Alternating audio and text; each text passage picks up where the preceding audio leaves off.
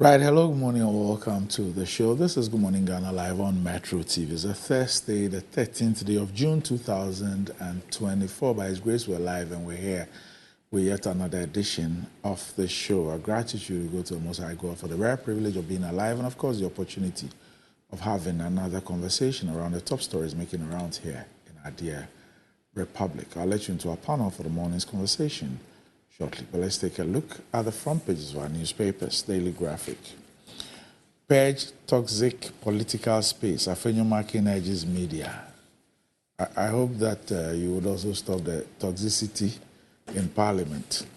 NHIA settles 300 million Ghana cedis claims. Government secures pact to suspend bilateral loan payment until 2026. Recoded GCB mobile app. GCB Bank's digital transformation innovation celebrated. The Ghanaian Times. Let's safeguard our democracy. Majority Leader urges citizenry. Presents 20 laptops to NTC. Asante supports Gamanchi Education Fund with 500,000 cedis. Unapproved advertisement. FDA slaps 39 media houses with 975,000 cedis fine.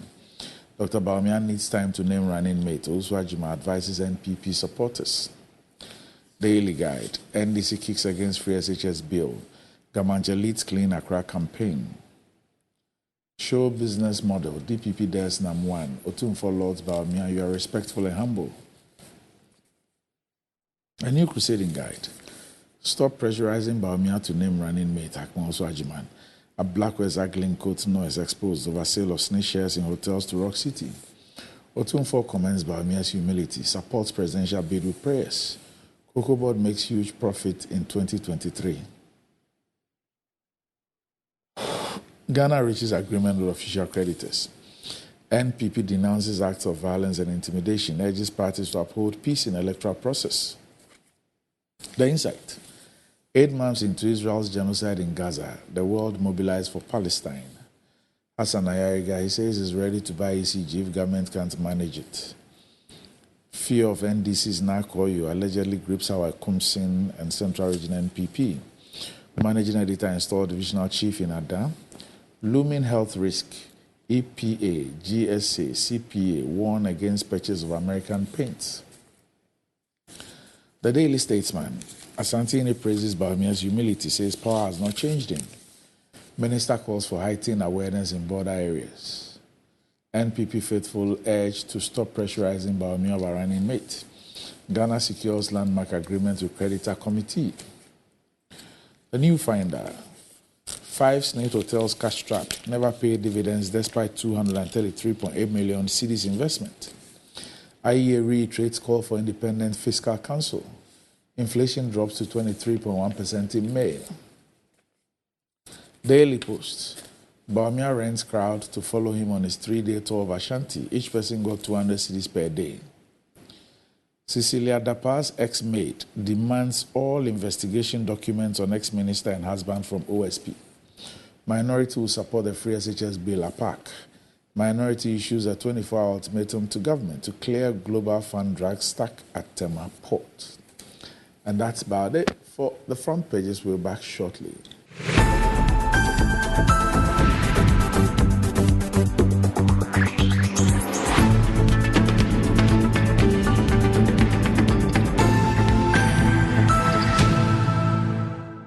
Right, welcome back to the show. If you just joined us, this is Good Morning Ghana live on Metro TV. Well, I introduced my panel for the morning's conversation shortly, but this is one of the panelists is of interest to a lot of individuals and organizations. In fact, he's probably been one of the most wanted persons in this country in the last 1 month or so.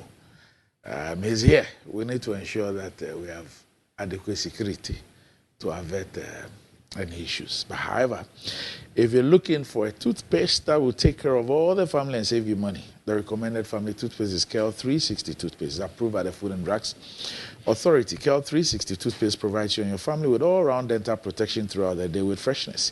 KEL 360 toothpaste is good for kids, children, and adults.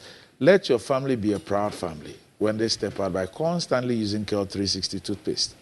KEL 360 toothpaste brightens your teeth, prevents cavity, and with its cool mint gives you fresh breath throughout the day and protects the gum from decaying. For consistency and quality, use KL 360 toothpaste. KL 360 toothpaste is another product from Samurai Company Limited, producers of Sasso.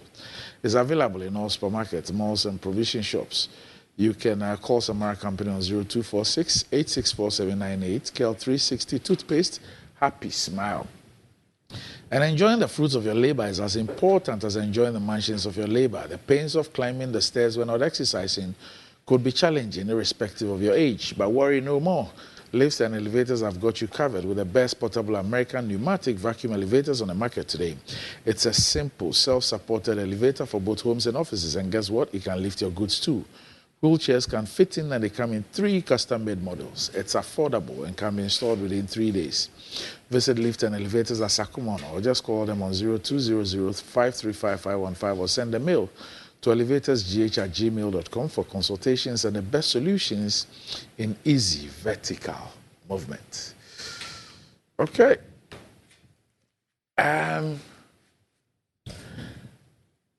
Producer, if that video is ready, let me use that to introduce my guest.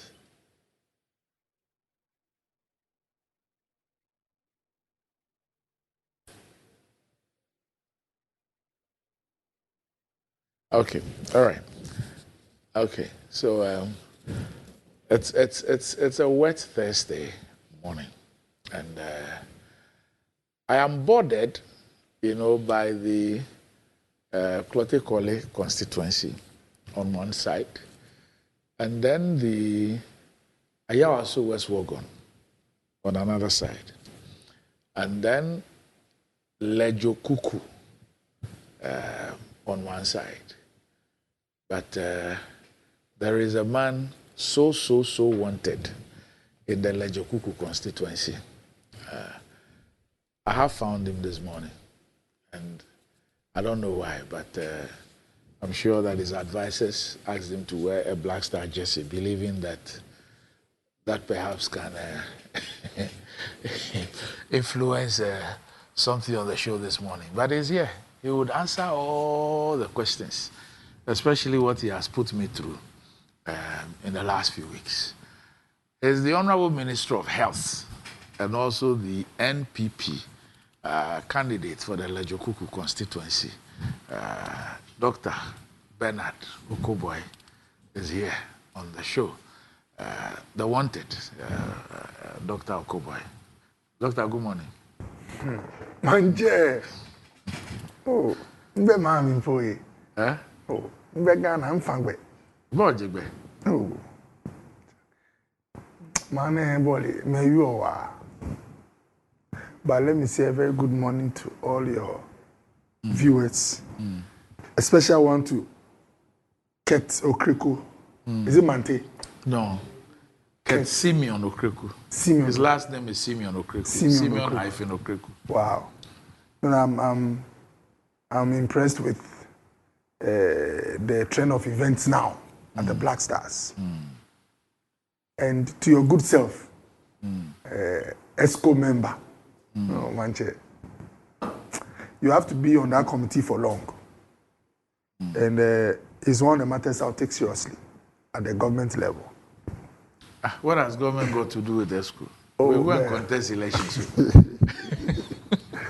Yeah, and look, in the past, these Black Stars hardly come back from being a goal down or 2 down to winning games, and to have that happen twice, I'm inspired or strengthened, and also it's an indication that as a country we have what it takes. The potential is there, and you deserve special mention. Remember, because this World Cup is in the US and Canada, some of us have special interest. There are constituency agents who need to see what is happening in the US. Okay. And Sam George has the same pressing issues. Okay. So as for this World Cup qualification, we are not joking. No. Okay. And it's very important. If it had been Madagascar or some other place, no problem. But this one, please try and qualify. All right. Okay. we'll come back and deal with those issues. And yesterday, Kurt gave me some executive items from the GFA. Oh, I see. Yes, so polo shirts, some nice items. Oh, you met him? Yeah. Oh, I had contact with him, and I was wondering. I told him I was wondering why, as a cabinet minister, I still wear jerseys from the streets.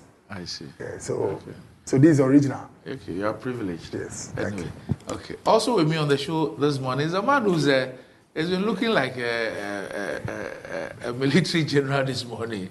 As I don't know what he intends doing on the show this morning, but it's giving me it's giving me a scare this morning, and so I need to pay extra attention to him. Very much. Overwhelming confidence in opposition. Okay, so he's a member of parliament of one of my hometowns, and he's also the deputy ranking on communications, the Honorable Samuel Nate George, MP for Ningo Pram Pram. Good morning. Good morning. How's mommy? Mommy is doing well. I spoke with her on my way here. Okay. So she's watching. She and they are watching. Okay. They're doing quite well. Okay. But they are doing quite well, but the rest of the country is not doing well. Oh, okay. We are one thing. We are in a state of complete despair. All right. And Mancha, you see, there are things we play politics with. There are things we joke with. But there are things we cannot joke with. There are things that get me very passionate because, you know, my mom and dad's age, they're well advanced in age. And so I can relate to those things. Manche, we are in a country where our government does not care about the welfare and health of the people. You have the Minister of Health sitting here. Blofome, white people have paid taxes. Their governments have managed their taxes so well. They are taking care of their people. They've taken some of the money from their taxes to buy medicine for us under the Global Fund. And our Minister of Health is sitting here. 1 year, 12 months and over. The containers are stuck at the Tema port. We are unable to clear medicines that have been given to us for free. And now those medicines have run short in our hospitals. I mean, and the minister is more interested in wearing a Black Star jersey. Is he the minister for Black Stars or the minister for health? Randy, how can we sit here and you were in Geneva barely 2 weeks ago? You promised the Global Fund at the 77th World Health Assembly that as soon as you arrived Ghana, you were going to impress upon the president to clear those items. Tuberculosis medication is there, it's stuck, Randy, and he knows better than me and you because he's a medical doctor that you need to store medication at appropriate temperature. Let me read this to you. To keep it efficacious. Samuel, let me read Randy, this. Randy, because you see, TB.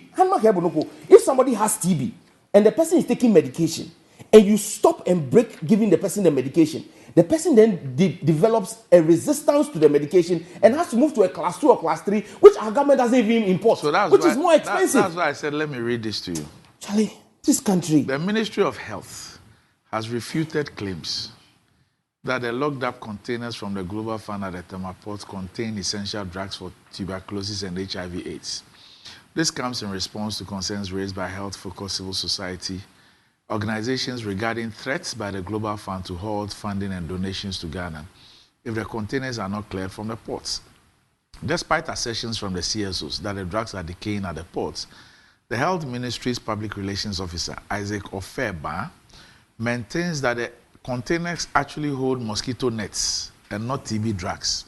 Quote, I want to put it on record that we have mosquito nets and we don't have anything like HIV drugs or TB drugs locked up at the ports. Once it is something that has been given to the people of Ghana, we are working towards making it out and putting it to good use. So for clarity's sake, we don't have any HIV or TB drugs locked up at the port that we have not cleared. All those ones we cleared somewhere last April. Manche, the PRO is lying. I said the PRO of the health ministry is lying, and the minister of health is sitting here. He can't repeat this lie. I am challenging Dr. Okoboy. I am challenging him to look into the cameras and tell the Ghanaian people that there is no TB drugs in the containers there. This lie cannot wash. Randy, let me tell you something. There is a coordinating committee that is made up of people from Ghana Health Service and Ministry of Health that determine what medication the Global Fund should send to us. It's not that the Global Fund wakes up and decides that we want to send this to Ghana. No. Ghana determines what should be sent to us. So his ministry, the people from his ministry and the country coordinating mechanism sat down and told the Global Fund, we want this and this and this medication. And that medication has come.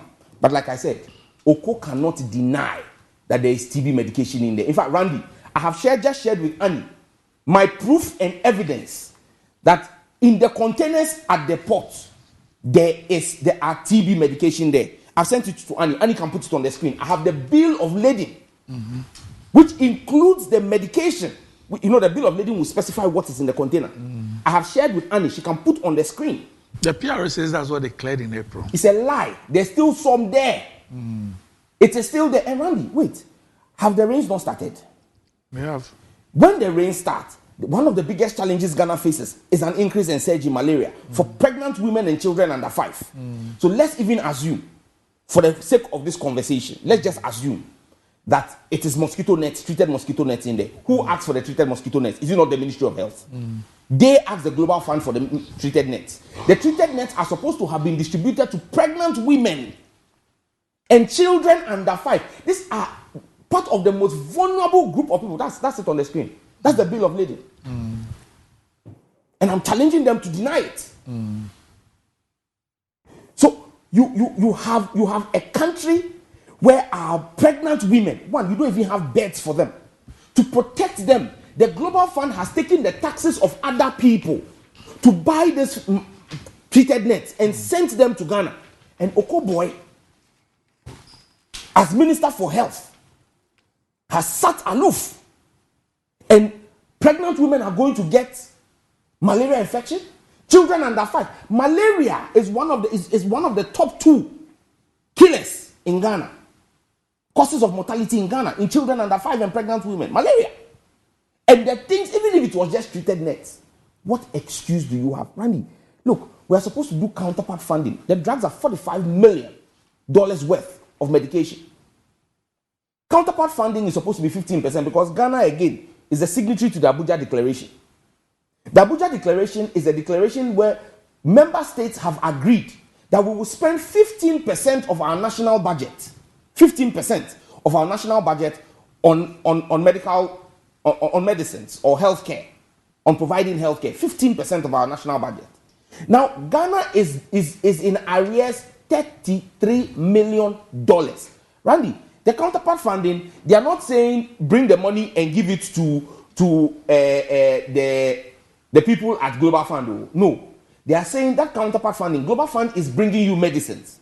The counterpart funding, which is 15%, which you yourself have committed to, go and buy medicines anywhere in the world. You can go to NS Chemist, you can go to Tobinco, you can go to Poku Pharma, Kina Pharma, any of the pharmacies in Ghana, or go anywhere in the world. In fact, the Global Fund has set up a platform where you can buy drugs cheaper than the regular market. It's called WAPCO or something. So you can even go there and buy the medication at a cheaper rate. You just make sure that you are spending 15% as counterpart funding, the value, to buy medicines for your own people. You are taking away our pensions, taking away our savings, destroying the economy, wrecking people's businesses with a poor currency and exchange rate. Now, even the health care of the people, you are taking away from them. How wicked and callous can the Akufo-Addo administration be? And I've always known my brother Oko to be a very compassionate human being. Like a Bomojile. I know. He's a human being. So I don't understand what it is about this Bawumia Akufo-Addo government that as soon as they put you in, you begin to lose your milk of human compassion. That you can sleep. Randy, if I was responsible... What has Oko done? He's the Minister for Health. He is the Minister for Health. Randy. 2 week old. Hey, Randy, 1 week. Is it not as Minister for Health that he went and told Ket Simeon Mante, Simeon Okreku, that he is a cabinet minister, so he cannot be buying jersey on the street? That was just yesterday. So he is chopping the benefit of cabinet minister. He must do the work of cabinet minister. Ket has not brought me authentic Ghanaian jersey because I'm not a cabinet minister. As cabinet minister, as cabinet minister, he's paid as a cabinet minister. We will demand the job of a cabinet minister from him. Randy, look, you know what is painful? Even cutlery, and pots that they will use to cook in Rebecca Akufo-Addo's brother-in-law's a hotel that they are supposed to have been building. They brought it to Parliament and took a tax exemption. Yet medication for pregnant women, treated nets for pregnant women, treated nets for children under 5, they couldn't bring it to Parliament for tax exemption. Now they claim that, okay, they've gotten the exemption, but now demurrage of 7 million. Randy, it is this same government. 7 million what? Ghana cedis. And so for that reason, over 120 containers are stuck at the port. Our own port. They should let us know if they've sold the port. That government of Ghana, for 12 months, cannot go into the port and take out medication for the people of Ghana. Don't forget, it is this same government that went lala to go and beg Ivory Coast and Nigeria and Togo, Charlie Randy, if I get angry, I can urinate around Togo. Togo is the one we went to go and beg for vaccines for our children. Do you now work at a brewery? I mean, what is this? Can you imagine the shame Akufo-Addo Bawumia government is putting us through? That we had to go to Togo to go and beg for vaccines for our children. And now, this same government, Randy, renal units, Kolebu, 4 million Ghana cedis, 19 people died. Yes. Then they put 2 million Ghana cedis on the front pages of the newspaper. Yes. It is the same way. We are waiting for pregnant women and children under 5 to die from malaria because of 7 million demurrage. Meanwhile, Bawumia is going dashing 500,000 to Black Stars, throwing money all over the place. Yet the government says they don't have money. What country are we living in, Randy? Okay. What kind of country are we living in? Okay, I now understand. I now appreciate the mood with which you came. It is sad. It is sad. I have pregnant women in my constituency. He is worried about sending his constituents to go and watch ball in America. I am worried about making sure that pregnant women in my constituency and children under 5 in my constituency don't die and that they are alive to watch the World Cup even if it's on TV. What kind of country are we running in? We have our principles and priorities wrong. I feel you. Now, Dr. Kuwe, when you were a squatting minister or squatter minister, this issue came up. Yeah. You were here, and then this issue came up. I think that's when you had just gone through your vetting or something. Yeah. And you told us that there were some meetings that you were privy to and things were going to be sorted out. Yeah. We later on were informed that the things have been cleared. Yeah. Only to hear in the last 48 hours that it is indeed not so, and that parts were cleared and parts were there. Yeah. For the average Ghanaian, when he hears, or not the average Ghanaian, for any Ghanaian, when he hears that we've gone cap in hand, to go and beg others to help us with medication. And they have sent this medication to us. And these medications have been at the port for over a year. I mean, what does it say about us, about this government? What does it say? Look, first of all, let me say that some years back, I would attend to issues that are very important with a lot of emotional, orientation or approach. But over the years, I have learned that what your heart can beat over, if the mind handles it, it can be solved without you having palpitations or a higher heart rate. So I'll give my brother advice. You learned that in medical school or what? Over the year, it comes with experience. Okay. So there are things I used to make noise about, or I would approach very emotionally. But I've come to learn that the mind can do better than the heart. So I would beg of him. And you see, in communication too, if I had spoken first, in terms of the issues for the day, and had not addressed this in a way that shows that I'm concerned, it was okay to go like this. But you came prepared and unleashed everything on the table, creating the impression that I've gone to sleep on the matter, when I've not even given information yet on what I have done about it. The facts are very annoying. Oh, I know. Of course, I'm privy to the facts. You know. But what I want to quickly say is that there was an issue he finished with at the bottom. I'll bring that up. Okay. Where he said he cares about his pregnant women, and me, I'm talking about people who travel. It's just a pot shot. Oh, of course.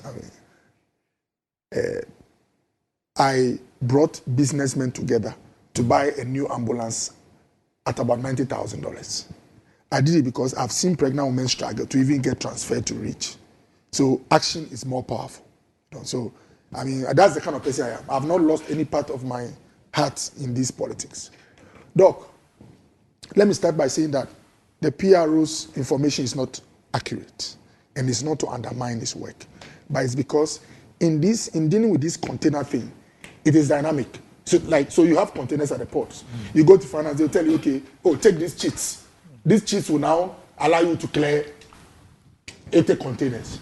You get there, they'll tell you there's third-party charges. And so the information I have is because the release has not gone out yet. Otherwise, I have the draft here. I left the office yesterday at about 11, just to make sure that all the information and draft is ready to go out this morning. It's not too appropriate, but I'll send you the draft. It has all the information. So apparently on the 10th of June, Finance sent the ministry 7.4 million Ghana cedis. 10th of June, 3 days ago. Yes. Transferred money, which was meant to handle the third-party charges, which even if they've given the exemption, must be paid.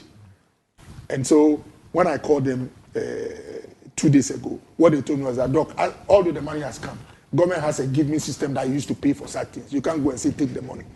And that when they called, they are told give me is down, and that by the end of this week, that's why the gentleman mentioned that the TB container is cleared.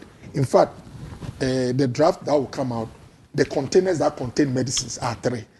2 anti-malaria, ACT, that's artemisinin combination for malaria, 2 containers. 1 is the TB. And guess what? This 7.4 million is meant to clear those ones. So although the money has been given to us, it's not gone through for it to come out of the port. So if George says that they are at the port, it is true. And if the gentleman says that there's no TB at the TB container, his anticipation, this payment thing has not gone through yet. But Doc, I'll say 2 things, 2 very important things.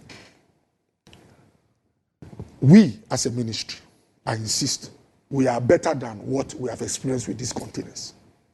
I don't understand what you're saying.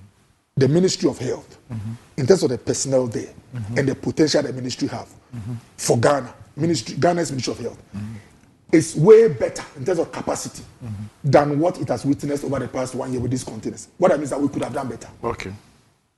You understand what I'm saying? Yes. Now, I'm not someone who plays around with my work. So straight away, I've told in fact, when I was not even there, I called some of them and told them, this joke that is happening, you guys should wake up. I was not happy with what is happening. You know what I mean? 2 things accounted for what was experienced. Of course, if leadership was perfect, this shouldn't have happened. I choose my words well. So I myself personally have a serious problem with what we've seen. There was inefficiency. There's a unit that handles our external partners when it comes to things that they are bringing to this country and all that. I do admit that this exemption bill put some layer of some, previously that layer was not there. Things that used to pass through freely now had to be paid for. But it's not too much of an excuse. Even if the layer is there, like George was saying, there are motions you can trigger to make sure that these things come. So the unit that was handling our relationship with our partners, Global Fund, Gavi and all that, immediately arrived. Within 48 hours, the key person there is gone. Without delay, I told the chief director, this guy has no business here. So he's gone. If you check with the ministry, the one who is the Ogbodo there is gone. For the past 7 years, that's the gentleman that was in charge of the place. I told him this is cannot be tolerated. And then secondly, the other issue. So 2 issues accounted for what has happened. No, the relationship between the finance ministry and the Ministry of Health could be way better. You know what I mean? That's the way I work. Everywhere I go, I'm frank. I tell all my people, these are your challenges. If you don't admit them, you can't go anywhere. Doc, the truth is that because sometimes there are third-party charges that must come in, which are not necessarily budgeted for in our line. Sometimes they come up even in the process. The best way to get solution quickly is to have a very harmless, seamless relationship with the finance minister. And when I was in Geneva a few weeks ago, the Global Fund head, Mark, he told me, Doc, your country is one of the poster countries when it comes to health indicators. In all the indicators and primary health systems, we use you as an example for others. They just cannot understand how Ghana, who they always put out there as the example, has gone through what we've gone through. And even cited Nigeria and said he was with the Nigerian Minister of Health. He virtually handles these, if any issue comes up online with IT such that he resolves issues within 72 hours. And I confided in him that before I even came to Geneva, some of the people handling these matters, we've tried to quickly relocate them. And he told me that, Doc, even their team in Ghana, the relationship between their team and our team has not been smooth. And I told you, I've been at the ministry before. So luckily, I have an idea. That's why I made changes before even coming to Geneva. And this was my assurance to him, that there's absolutely no way I would sit in this country and let these containers stay in the port beyond June. This month, they must come out. And why did I say beyond June? If I had my own way this morning or 3 days ago, I arrived in town Saturday. Doc. No, in fact, Friday late evening. Because from Geneva, just this Friday late evening. Monday, I told my team to get ready. Tuesday, we are going to finance ministry. I spent 2 hours at the finance ministry with the chief director, Madam Eva Mens. And you know what I told my team? That's how I work. Ideally, you think I'll be sitting with Amin. I have an idea of those who handle departments and makes things move. Amin is at the top. Whatever you tell Amin, he will sit with her chief director to move things. And they were shocked that I'm going to say, they said, why won't you meet the minister? I said, these are the people who get you results in days or hours. And when Eva said, look, Doc, who are your people dealing with? The name they mentioned, fine, the fellow is appropriate. But there's a higher officer who, according to Eva, should do these things in hours. I told them, this is how you do the work. I went with them. We spent time with Eva. Yesterday was Wednesday. I met with the Global Fund team. They didn't go back on many issues. I told them, I know most of the issues. It's not like we are perfect. We have serious issues in-house. And we talked about how to quickly bring people with the capacity, build capacity of those are people there. And in fact, one of the things the gentleman in Geneva said he was sad about is that there's even the communication between them and us is not frequent or regular. Look, you know what I mean? So this a unit or ministry that had issues, and I have moved to solve the issues appropriately. I would have driven my car, arrived Friday night, Saturday to port. If it's about muzzle or it's about fiscal strength, but this is a country where even if you mean well now, if they tell you it takes 1 day for give me to work, I have to wait for that 24 hours for the containers to come out. So my brother should be assured I'm not a callous. One thing I would never let go. In fact, that's what got me into politics, Doc. What got me into politics is protecting the vulnerable. And anywhere I've worked, if you ask, I make sure that those who don't have a voice, they are giving that particular backing and support. So please, it is unconscionable that drugs meant for our people will stay at the port for a year. We could have done way better than that. But I want to assure him that I don't take excuses. I was with Eva Mens 2 days ago. Monday, God willing, I'll go and check with her. If we have about 2 weeks to the end of the month, if in a week or two, any of these containers are left there, I will go to the port and stand by the container and tell them that if they don't take it out, then I'm with them at the port. So please, as for me, that's the way I do my work. I'm not the kind who can be, stymied or giving excuses of bureaucracy. I've given myself and the state 2 weeks. If in 2 weeks it doesn't come, the GIA woman cannot have peace in the office. In fact, she cannot sit in that office. Amin and Eva cannot sit in the office. That's the way I work, Doc. And to hell with whatever anybody thinks. If those containers don't come out by 2 weeks' time, Job at home airport. You know, so, and look, you'll be shocked. But this country is a system. It's not like it's the politician who's insensitive. Maybe because we've not been perfect, maybe there's some level. You will meet public officers, civil servants who are in this chain. Talking and real about these things, and what? Okay, take your time and give you excuse. That's why I said, I told the Global Fund guy that within this month, these containers will come out of the port. And if the month is about to end and they are there, you will not meet me in my office. I'll be sitting at the port until they come out. They are giving excuses of bureaucracy and all that money. We are doing what we can to get it out. And I don't want to sound like what's the word?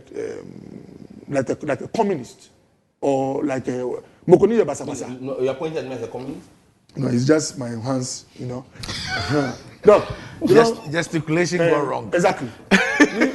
This one about series your brother is crude, like a Basabasa. So that's why I'm going through the motions. But Doc, it's annoying. That's the word. These things being at the port. So let me ask you something. What's the total value of all these Global Fund medications they sent to us? Do you have an idea? Oh, we have the figures. The release will state the details. But of course, they are in the tens of millions of dollars. Of dollars? You know, yes. Okay. Can I help with that? I hear that this particular consignment is 45 million. But since 2002, when the Global Fund started, we've done 1.2 billion. Oh, no. I'm even referring but this particular one, 45 million. Not this one. The ones that were cleared, you know, they cleared some 18. April. Yes, in 18. So in that April. Plus this, what would be the value? Oh, the ones that have come out. Oh, no, Doc. I think even, forgive me, but trying to find a value what has come out. Do you know why I'm asking that question? I want to juxtapose that against the value of medications that the Ministry of Health and its agencies have procured for this year alone. No, I get you. But you see, Doc, like I said, look, this is the same ministry that went to give money under COVID. Yeah. This is the same ministry. I'm told that within WHO that we have money with them. Yes. And the vaccines. Yeah, there's some monies. The monies are there. And we don't even have the vaccines. It appears that we have not been even chasing them and all that. And then we are the same country that went begging for these medications. And the medications come, and for a year, I mean, Edwin says I should ask you about the efficacy of the medications because of the period that they've been at the port and all that. I mean,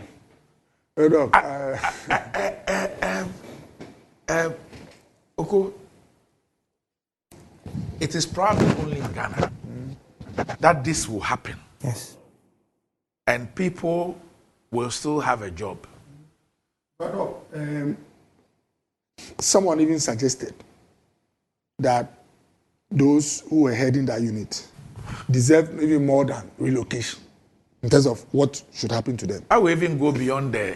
Because these are issues that even go beyond. Yes, a unit has maybe some operational responsibilities, but this issue of Gavi, and I'm saying that these were issues that have come into the public domain. I don't work at the ministry, yet I have been apprised with all the issues around this. So what about those who work there, superintend over the place and all that? I don't want to pitch you against predecessors and all that. But obviously, this is Randy, you know, let me just state that I'm happy one assertion I made, in fact, two assertions I made have not been disputed. One. You don't know what I'm coming to talk about. You don't know what I'm coming to talk about. You will be here. Inke? Randy, two things I said. One, I said that I know Oko Ake Bomojile. I said that here. I'm happy that he's been able to show Ake Bomojile. Secondly, I'm also happy that it is clear that there is still TB medication at the port. But Randy, there's a difference between opposition crying and the people in government who have the responsibility to do the work crying. But I'm not crying. George, give me 30 seconds. But you see, I'm not crying. I have also told you that you are crying. Communication. I'm not appearing helpless. No. I've told you I've taken steps. And no matter how efficient or well-intentioned you are, there are procedures in government. Yes. If I'm told the money must be paid through GIFMIS and it take 48 hours, Oko can use his macho to make sure it is 6 hours. But I've told you that I would not let bureaucracy take me beyond 2 weeks. And that should I get there, because that's what I told you. So I'm not helpless. I haven't said you are helpless. Yes. I'm just saying that, look, the statement, what we are interested in is for it to come out. Ghanaians. It's for the containers to come out. Yeah. And when they come out, like Eduji pointed out, determine the efficacy. Dr. Jimbo, No, mean cable. Determine the efficacy of those medications before we put them for the use of the Ghanaian people. That's one. Two. You see, no, but let me tell you, okay. In fact, and you would admit, the ranking on health. He was at the 77th World Health Assembly in Geneva. Exactly. He came there. Parliament sent our ranking. What do you mean? You think Parliament what kind of misbehavior is that? Parliament sent a committee rep there. Parliament sent him there. And when he went there, Randy, he told them that he has worked with you. Am I lying? He told them he worked with you at health insurance. He knows what kind of your work ethic, and he pleaded on your behalf that they should give you time. Did Akando not do all of this for you? But Akando has been crying about this for so long. Because you don't want to bite your own. They say dog cannot bite dog. If dog bite dog, blood no they come. But the reality is that Adjuma Melu, who sat at that ministry for 7 years and 3 months, that's what we will say. He has hurt the Ghanaian people on multiple occasions. Akando has been shouting about this thing for more than 6 months. You see, Oko, if you are saying that in 2 weeks you are willing to take this action, if Adjuma Melu, who earned a salary as a minister for health for over 7 years, had even taken quarter of the step you were taking, in 12 months would this have not have come out? We will not be sitting here. This will not be a problem you are crying with. And for me, governance is a collective. And so we cannot say because Oko has come. Yes, we'll give you time. We're giving you up to the end of the month. 1st of July, whether Randy invites me or not, even if it's a Sunday, 1st of July, and I will request for time to tell them, okay, Oko Efeko. You understand me? But the bottom line we are making here is that, look, we cannot continue to sit down and play cha-cha with the lives of the Ghanaian people. It is their taxes that pay you and I. I also get paid by their taxes as an MP. And so we must demand that the right things are done. And Randy, the point about the civil service, it is true. We know the bureaucracy in the civil service, but it's because some of the politicians who have been corrupted by the civil service. When he brings you Chobo, how can you then hold him to account? That the politicians are beneficiaries of what they complain about. Exactly. Yeah. So we cannot absorb ourselves as politicians from the mess in the system. To be fair to the civil servants, many of the politicians have also taken advantage of this situation to populate civil service positions with client people, with their own stooges. So sometimes the bureaucracy is not as a result of civil servants. It's the mess that politicians have created, and the civil service is perpetrating it. So it's a reality. If we want to talk and say the truth, let's tell ourselves the truth. But you see, Oko, a solution to this, and we are looking solutions. Since you want to be very proactive, it's for you to take a bill to cabinet quickly. This sitting of parliament has 7 weeks. I can't do it as a private member's bill because it has implications on financing and taxes on the purse. Else I would have done a private member's bill. But you can do it as minister. Bring legislation, take it to cabinet and bring it to parliament. And I promise you, I will support you 100%. And Minta Kanda will support you. The minority will support you on it. The legislation should say that when medication of this nature is coming into Ghana, it should be tax exempt. We can do legislation that exempts... by the Ministry for Public Use. Once Parliament passes legislation on that, that exempts this kinds of medication from taxation.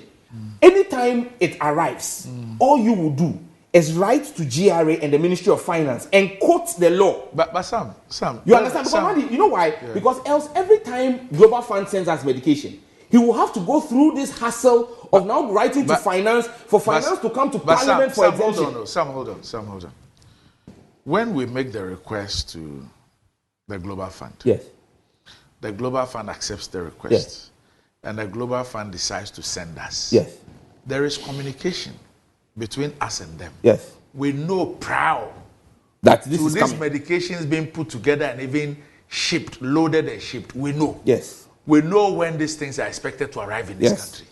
And so, all these steps, I mean, every day you were recalled back to Parliament to come and approve ministers and approve 150 million loan and exemptions for private companies and all that. So, I can appreciate your route of the exemption through Parliament and all that. But I cannot also excuse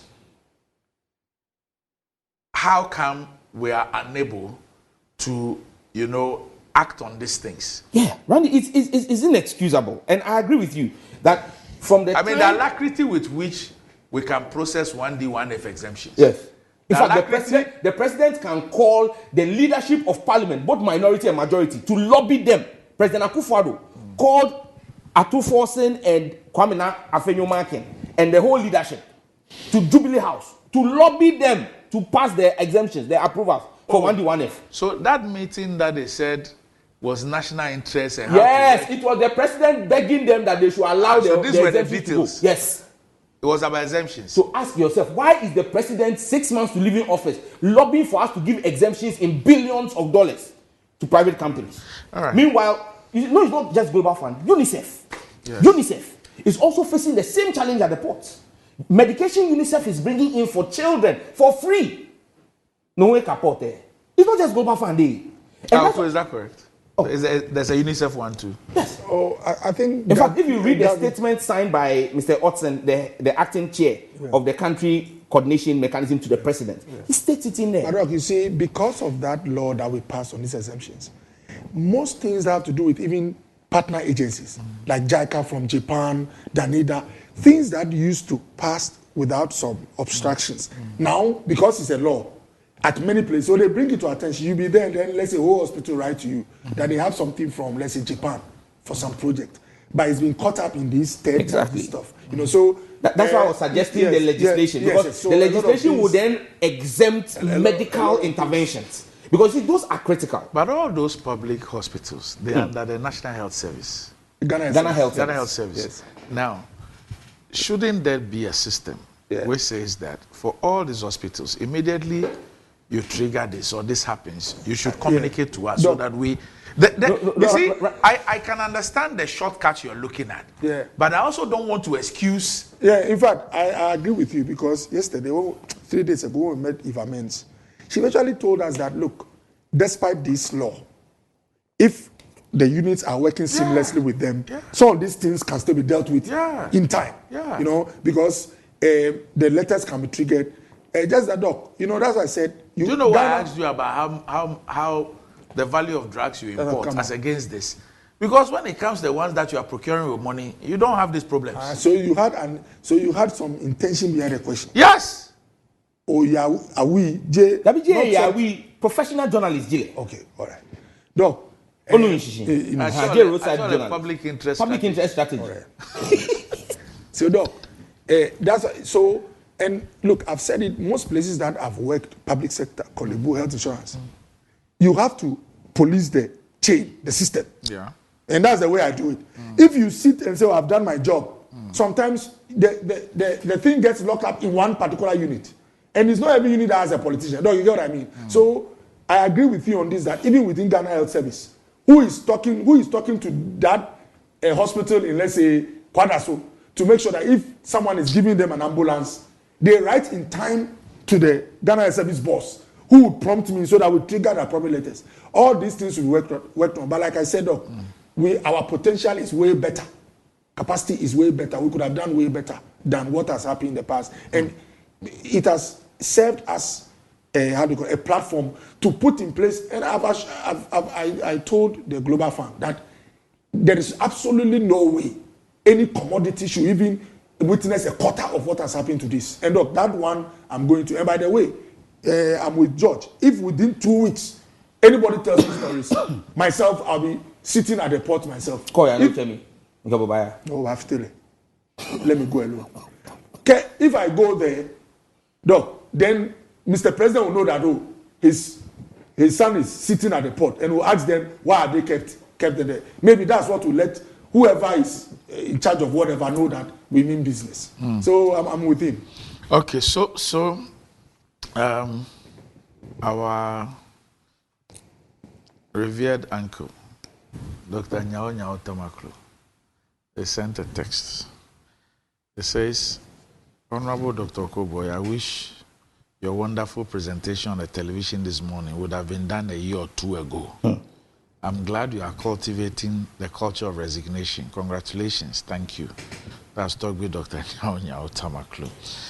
But I have this interesting one from Marco Jobuafu in the States. He says, I'm still shocked to the matter regards to Dr. Okoboy's response to uncleared medications. He says, one, the third-party companies that have to be paid are tax-paying institutions in Ghana. Couldn't they have cleared on account? Exactly. Two, those who delayed in the documentation should all be punished. Three, ask the Bank of Ghana how documentation is processed when taking delivery of currency. Right after the vessel berth at the port, you see the bullion vans by the vessel to take delivery. Four, it says, for giving up the PRO of the Ministry of Health for the press. I say inaccurate. We're all human beings. It says Dr. Okoboy should be careful. Staff will start undermining him. No. Okay. Now, all right. So that's. So, Randy, but since we are talking health, yes. I don't know if it's come to his attention the issue that broke yesterday of the elderly patient who was moved back from the Winneba Government Hospital and abandoned in the bush at Gomwa Ojobi by the hospital, the ambulance. The ambulance moved him out and abandoned the elderly patient. There was a patient, so that's what I'm saying, I'm drawing his attention. A patient at the Winneba Government Hospital who was involved in an accident, an elderly person. They said no family member had shown up.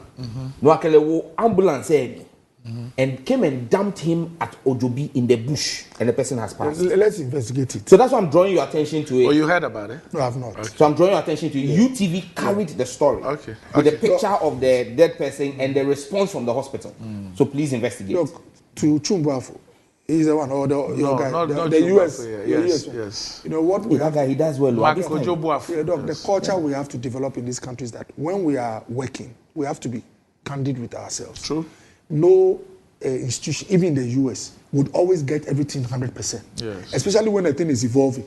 So I've given you the reason why it's possible they even got it inaccurate. That they know of the funds which have arrived, but the intention has not gone through yet. So I mean, it's part of the job, and then we get it. And I mean, especially when you've been put on the spot by. But because you are here. Yes. Let me look at me. The people of Lejokuku are waiting for this. We'll be back shortly. We have been voting. We have been We have been voting. We have been registering. It has never been like this before. It is only this time on Okoboy's time. But since 1992, we've been registering, we've been voting. It has never been like this in Teshi before. It's only in this Okoboy time. And if you want power, you do your good work. So your good work will speak for you. You do good work. You work for the people. You work for your constituency. You work for your constituency. You do the good work in your constituency. And your good work will speak for you when it's time for election. You don't have to be this power drunk. You go around conveying people from other regions to come and register here. And to come and do transfer, to come and vote for you. What is that for? This is sheer greediness. This is sheer greediness. Okoboy. We have never seen this before. Me, I'm an old woman. I've been voting since 1992. It has never been like this before. Only in this Okoboy time. This is serious. This is serious. This is serious. Something must be done. If you want power, you do your work. You work well. You do good work for your people. You relate. Your relations with your people can even speak and talk for you. But if we don't do it, you have to force. We have been voting. We have been ready. You can you ana me ngbeji sheriff call him ate. So me agege gbe tene woman ko eba NDC mi. Eba we abla we mo no ni be mi.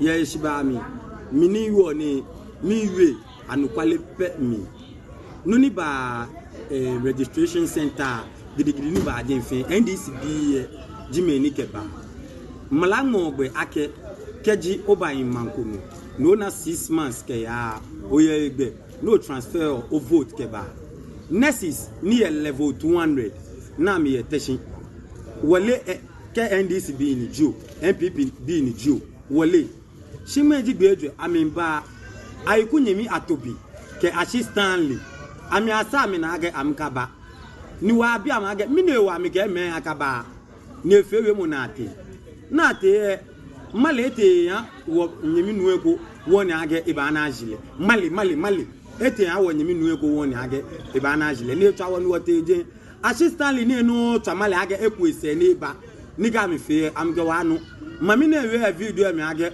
okobo keshika ewo efera bag so amimi ne jami nyemi eteshimi wo ba send picture anyi okobo America West Summit record je na ate atuni okobo ebe eni ye ni mami leke ina iye no moko na bi la ge meje egeje doga kope lawon okobo enu ogeleba kenye ba wie nye yu ankwale bo mami na no yo mi ina no okobo egeshika etu na akwa amodan cause mo ko la ge ebe mi pado ba je na wo fe wa pe sales ko alo manjano na yue no jo okobo illiterate bastard kenibi okobo ka ikwe no mo je illiterate ke bastard kema ejo nyama ejo na te police station mi nyenye ba fe keje o tamodika ke ba wo fe no ke okobo ya na mume no mo ba ni oyo dase commander yin na anu no commander ana mume fe je okobo e chemko ambulance ko ba ko ego police ke no la lo le ba ko ego nyen maleto bogbanti ni abo lo ko fi o male na iku ka egbe me ba ni wo temko ewie nuko milo onye male onye tola duemo lo ko fi oluwa awo yi money awe ni igbeji Richard Ashai aka what is written is written no na ma alogbe na ke for bi chemo ye teshi Malik asa Malik fe asafu atemi ima bomo no yuo no do honorable Dr.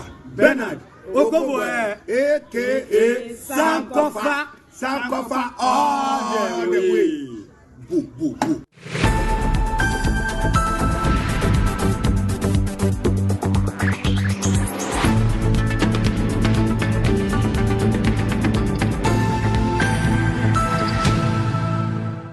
Right, welcome back to the show. If you just joined us, this is Good Morning Ghana live on Metro TV. And still with me on the show, I have Dr. Okoboy and the Honorable Sam Nate George. But what does wealth mean to you? Do you want to live like a tycoon? Remember, as God the Mola, God the Power. Ghana's newest lottery game draws live on Adom TV at 9 a.m., 12 noon, and 6 p.m. daily. Now pick up your phones, tablets, and computers and download the Game Park Games app on Play Store. You can also play on the website at www.gameparkgames.com or by dialing *946# on all networks. Just choose 4 numbers from 0 to 9. It's easy to play and easy to win. Charlie, may we play this game and make some mola. Nobody beats our odds in Ghana. Game Park Games, more mola, more power. This game is regulated by the National Lottery Authority and is not for persons under 18. Play responsibly. Ayesuko, that could somebody be big, but Betway's cash out be bigger. Betway is giving you more control over every thrilling bet you place. Enjoy the biggest and most reliable cash out in Ghana on Betway without any hassle. Sign up today at betway.com.gh. Terms and conditions apply. It's not for persons under 18 and is regulated by the Gaming Commission of Ghana. Betway, get way more. And Blue Jeans energy drink is being on the Ghanaian market for over 20 years. We already know what it does for the body. It contains vitamins and nutrients like vitamin B2, B3, B6, B12, as well as taurine and guarana, which are known to boost your strength and energy as well as promote high performance and endurance. Blue Jeans energy drink has been tested and tried. It's indeed the best. Blue Jeans energy drink is for bold and active men and women. So go on, grab a cold can and power your day. It's in shops nationwide and you can reach budget cash and carry limited on 0208 128 190 055 001 0000. Okay, all right. Oko, Manche, why were you busing people? You intentionally traveled out of the country and you got your assigns to be busing strangers into the constituency. Doc, You were engaging in gerrymandering. bro, for that. I don't even know what it really means. But Doctor, look, German what I want to say. medical term. Botanical name. Look, you know, I've learned a lot. I left the consulting room December. I went on leave without pay somewhere September 2016 to go full hall politics. And I was green. I went in with that doctor's hat, seeing everybody as a brother or sister. So I've gone through a lot and I've learned a lot. If you look at this lady who did a video, I've seen a video, she called me a greedy bastard, all kinds of comments.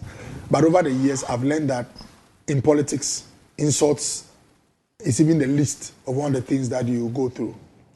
But what is amazing is that this woman is one of the women I supported to boost her trade business when I was MP. So I saw her as an auntie and a friend. So not knowing, I was actually playing with wolves. But guess what, Doc? All I will say is that myself, in my life, I avoid things that are illegal. Anything which is not legal or I cannot defend, I stay away from it. And that is all I'll say about these issues. And secondly, I just want to also mention that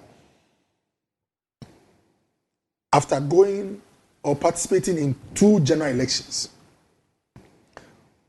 I have learned that local politics is not executed on radio or TV. It is done on the grounds.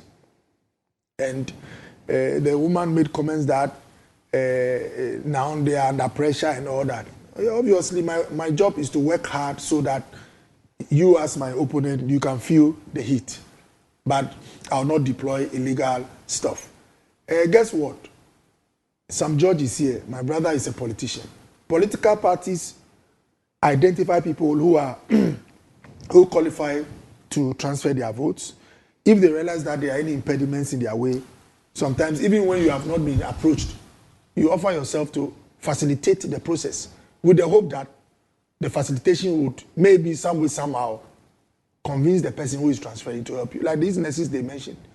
If a nurse has been in nursing school in Teshi for 2 years and is in the 3rd year, and this is where they've rented a house. Look, if you're a politician who is able those are people in the constituency. Oh, but even those people, they were resisting them. So that's why. Okay. Yes, that's what. Oh, the MP's brother confronted someone. Why are you coming to? It's like we're basing people. Oh, Doc, that's what I'm saying. That assuming even these nurses were based. These are nurses who based from Lekma, how do you call it, the training school to the EC office. From the drive is about 10 minutes or so. Oh, but, there's a nursing training school in the constituency. Oh yes, in Legico. It's just by the hospital. Okay. You know, so that's what I'm saying. That if you're a politician, you just have to go to the table and get to ask together. And Doc, guess what? You know, I didn't know most of these things, but I've learned over the years. And the interesting thing is that I'll give it to the NDC, Doc. When it comes to political strategy, when it comes to on the ground, how do you call it, activities that give you political advantage. If you are contesting with the NDC and you go to sleep, Doc, you have issues. Look, the things I've learned in these 2 elections, issues that you think are no issues is not necessary. NDC meets plans for it. These transfers, in the past, when transfer happens, about 80-70% is done by them. We thought that, oh, what have we got to do with this? Only to learn over the years that if you have someone who is working in factories as Spintex, and they have to find their own way, avoid job for 1 day, come to Teshinugwa Estates to come and transfer, lose a day's per diem in these factories, and also go through hustle.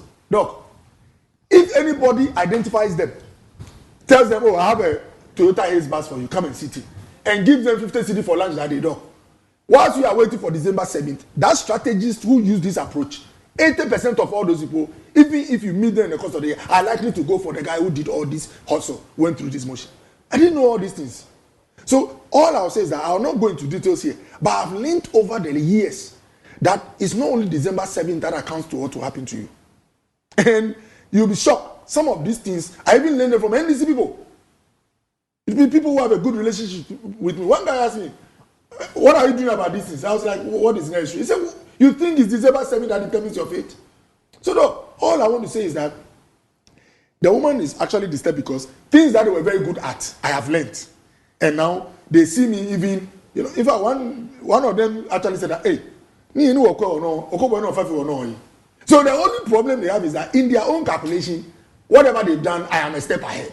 And I'm not here to go into what is happening on that. But all I'll say is that I have learned this art. Politics was not my thing. I came with a good heart. But can you imagine this woman you saw is someone I've actually given money to?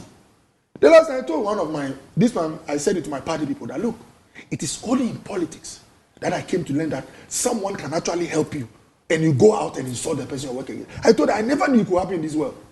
Because I told them about my training, if you give me a bottle of water, I am faithful to you to my death. That's how I was raised.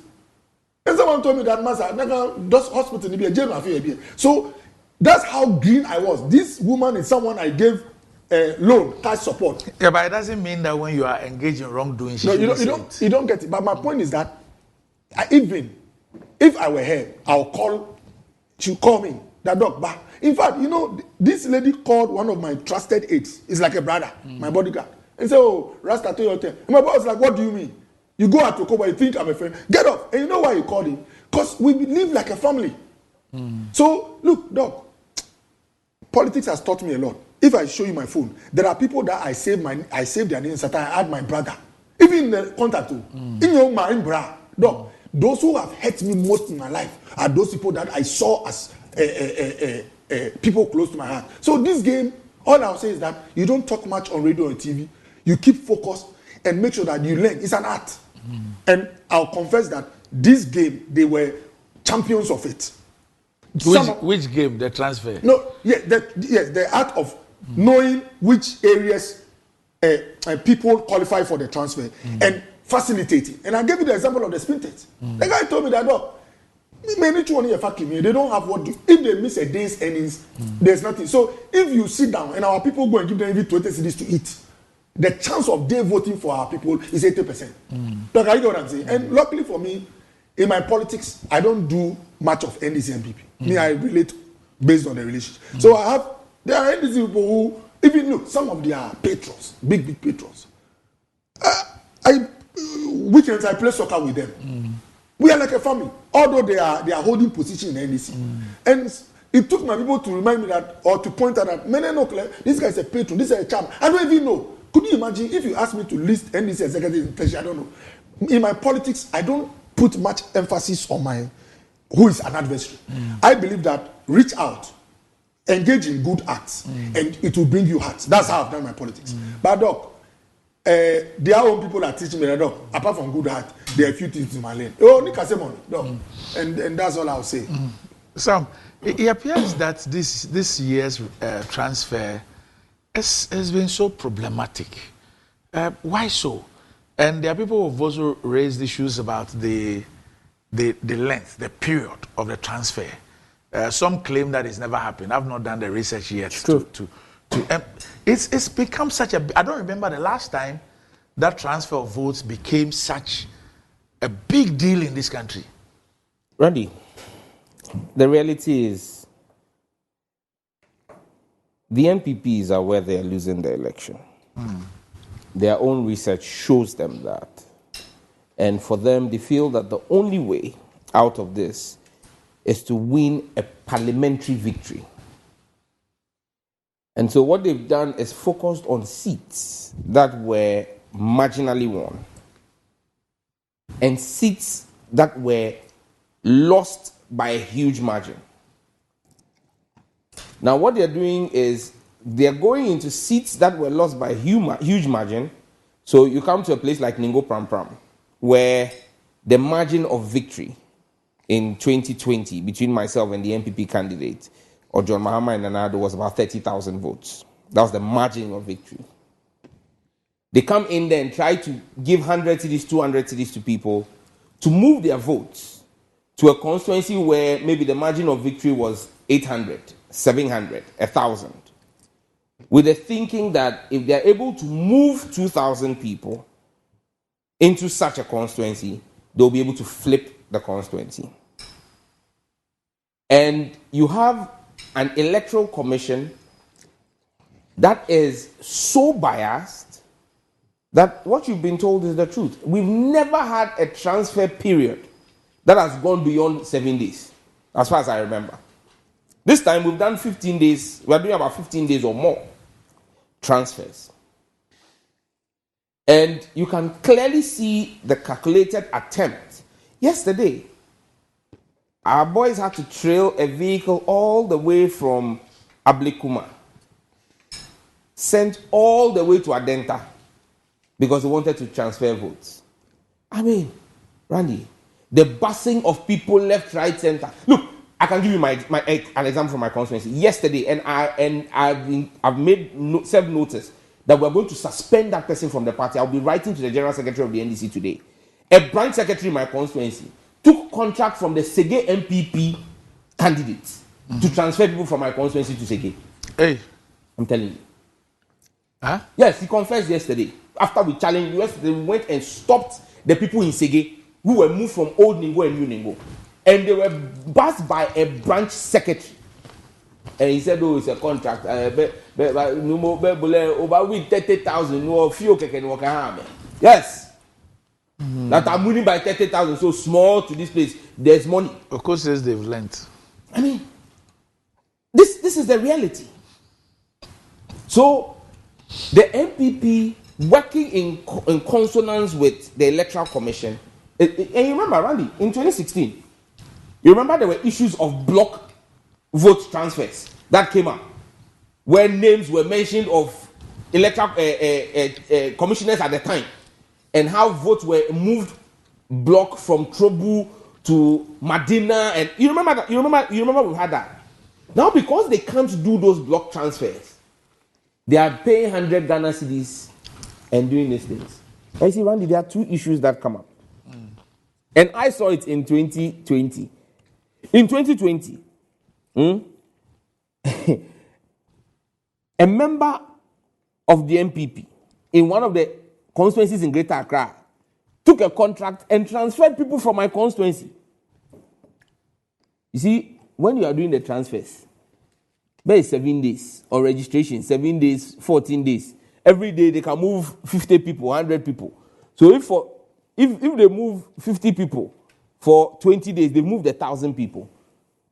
But on election day, you have only about 10 hours to move all those people to go and vote. It becomes a challenge.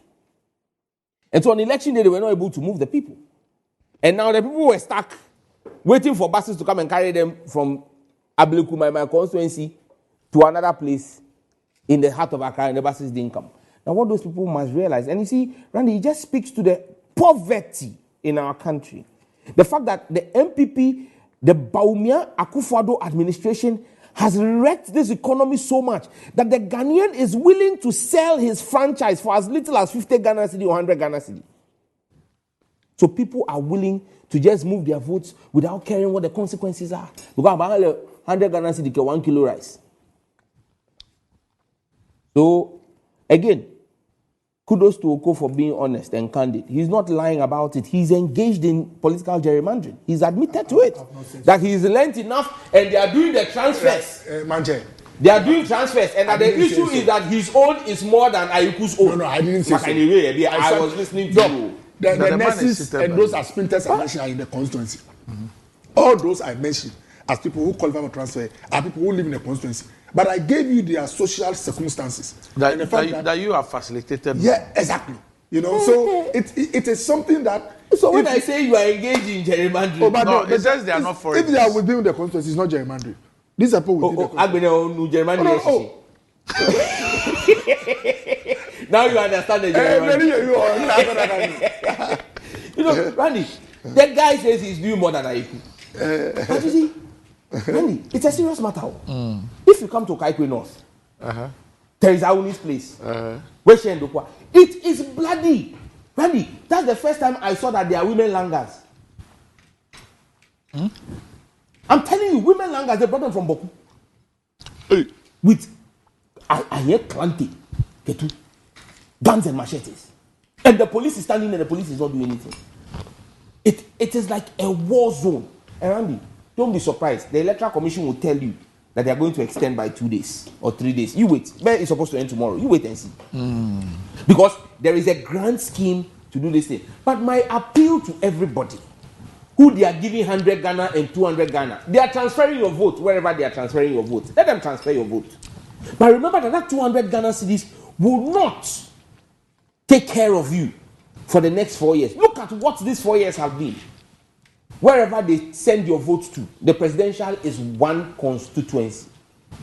When you get to that constituency, look for John Dramani Mahama on the ballot paper and vote for him. Because Randy, wherever they transfer the people to, the cost of tomatoes is the same. The cost of medication is the same. And these people remember, Randy, that a paint bucket of tomatoes in 2016 was 8 Ghana cedis. Today it is 200 Ghana cedis. These people remember that a paint bucket of onions was 15 Ghana cedis in 2016. In 2020, it is 80 Ghana cedis. These people remember that one olonka of gari in 2016 was 5 cedis. Today, it is 30 Ghana cedis. A sack of maize was 170 Ghana cedis in 2016. Today, it is 800 Ghana cedis. The people of Ghana, wherever they transfer your votes to, remember that a sack of kokonte flour was 200 Ghana cedis in 2016. Today, under this government, it is 1,100 Ghana cedis. You know that whether Okoboy transferred you or you transferred yourself, when you get to the ballot paper, remember that in 2016, a broiler chicken was 45 Ghana cedis. Today, it is 200 Ghana cedis. Randy, wherever you are, a paint bucket of groundnut paste, look, a few one was 30 Ghana cedis. Today is 180 Ghana cedis. Okay. And a crate of egg, a crate of egg was 12 Ghana cedis in 2016. Today it is 65 Ghana cedis. One puna yam, puna. One puna yam was 5 Ghana cedis. Today it is 30 Ghana cedis. Okay. One small ball of kenke was 1 cedi. Today it is 4 cedi.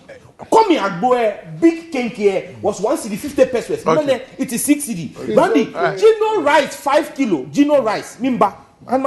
Gino rice cost more. Gino rice 5 kg, 25 Ghana cedis in 2016. Today 185 Ghana cedis. Okay. Lele rice was 18 Ghana cedis, 5 kilo. Today it is 125 Ghana cedis. Even Cindy rice, Cindy. It's okay. In love with Cindy. It was 10 Ghana cedis for 5 kilo. That's the name of your girlfriend. No, that's how we call the rice. In love with Cindy. Yes. Okay. When you buy it used to be 10 Ghana cedis. Why are you explaining? As much as you're anyway. Today it is 100 Ghana cedis. Randy, but you know, Randy, because he's a doctor, let me just do this one. FPAC tablets. FPAC. Blows your pain away. It was 50 pesos in 2016. Many, it is 3 Ghana cedis for FPAC. Blows your pain away. Okay. So to even get medication for your headache, 600% increase. Lufat tablets. Lufat tablet was 5 Ghana cedis. Lufat tablet was 5 Ghana cedis. It is now 30 Ghana. I started before you said last one, so I'll now do the last one. Ferroglobin syrup. Ferroglobin for people who have iron deficiency, and he knows what that means.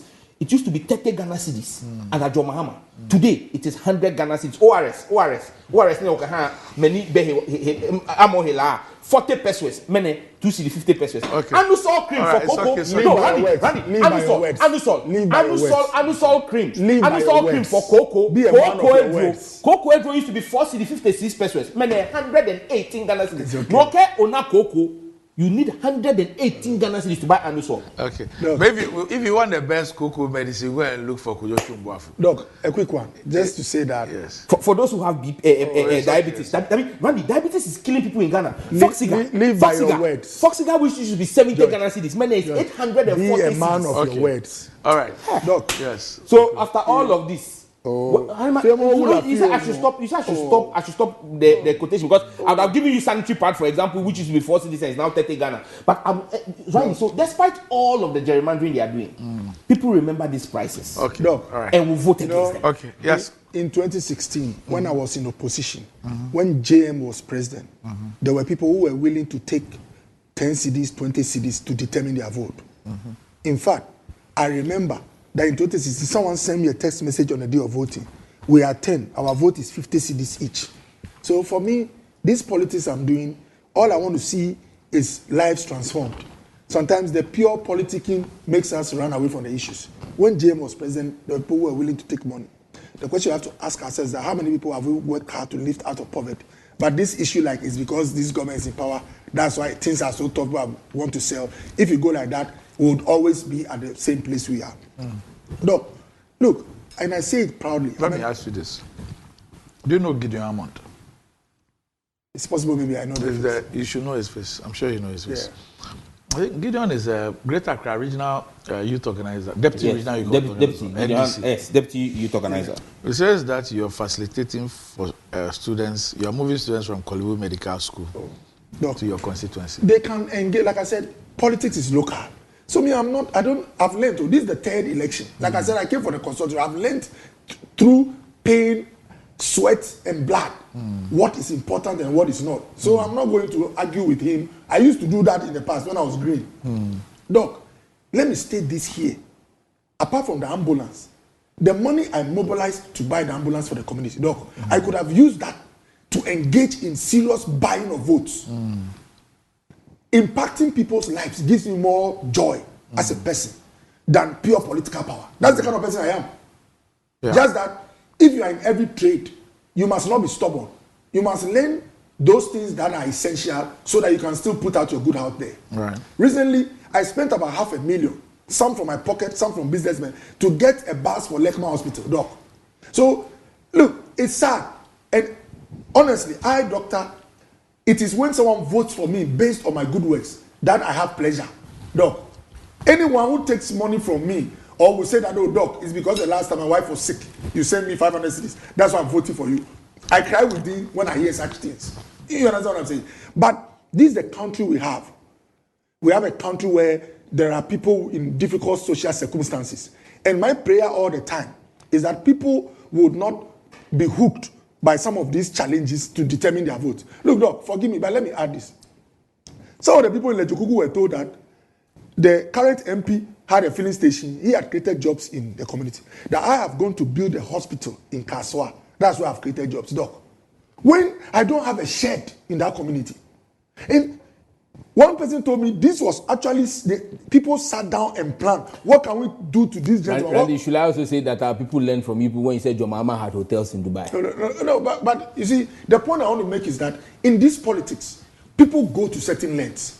And you learn in the course of time that there are things you don't take for granted. So as I speak, I even have someone who is moving from place to place just to know what is said on the ground, even when I've not been asked to address. So all I will say is that my prayer is that at the end of the day, more Ghanaians or all Ghanaians will judge politicians, will judge aspiring candidates in the constituencies based on their output. And if it's based on output, Ogobo should be sleeping. The woman said, I should do my good words to speak. As for their candidate, with all due respect to the candidate, he doesn't even live in the community. The candidate lives at Ashoma. No, so what has that got to do? But it's politics. If you have a leader, look, when I was MP, sometimes I just drive through Lejokuku just to see how the community is. You are the father. Unfortunately, usually, if things were working perfectly, Doc, in the developed world, is the council leader or the MC who is like the father of the community. He might told that, oh, there's a problem here this morning. It rained and all that. But unfortunately, because it is we they vote for as politicians, most of the time they read to you first. So I took it upon myself at least twice every week. I drive through the community just to pick what is on the ground. And those who are watching will tell you, when I was MP, I ride my bicycles at 8 hours a day just to know what is happening.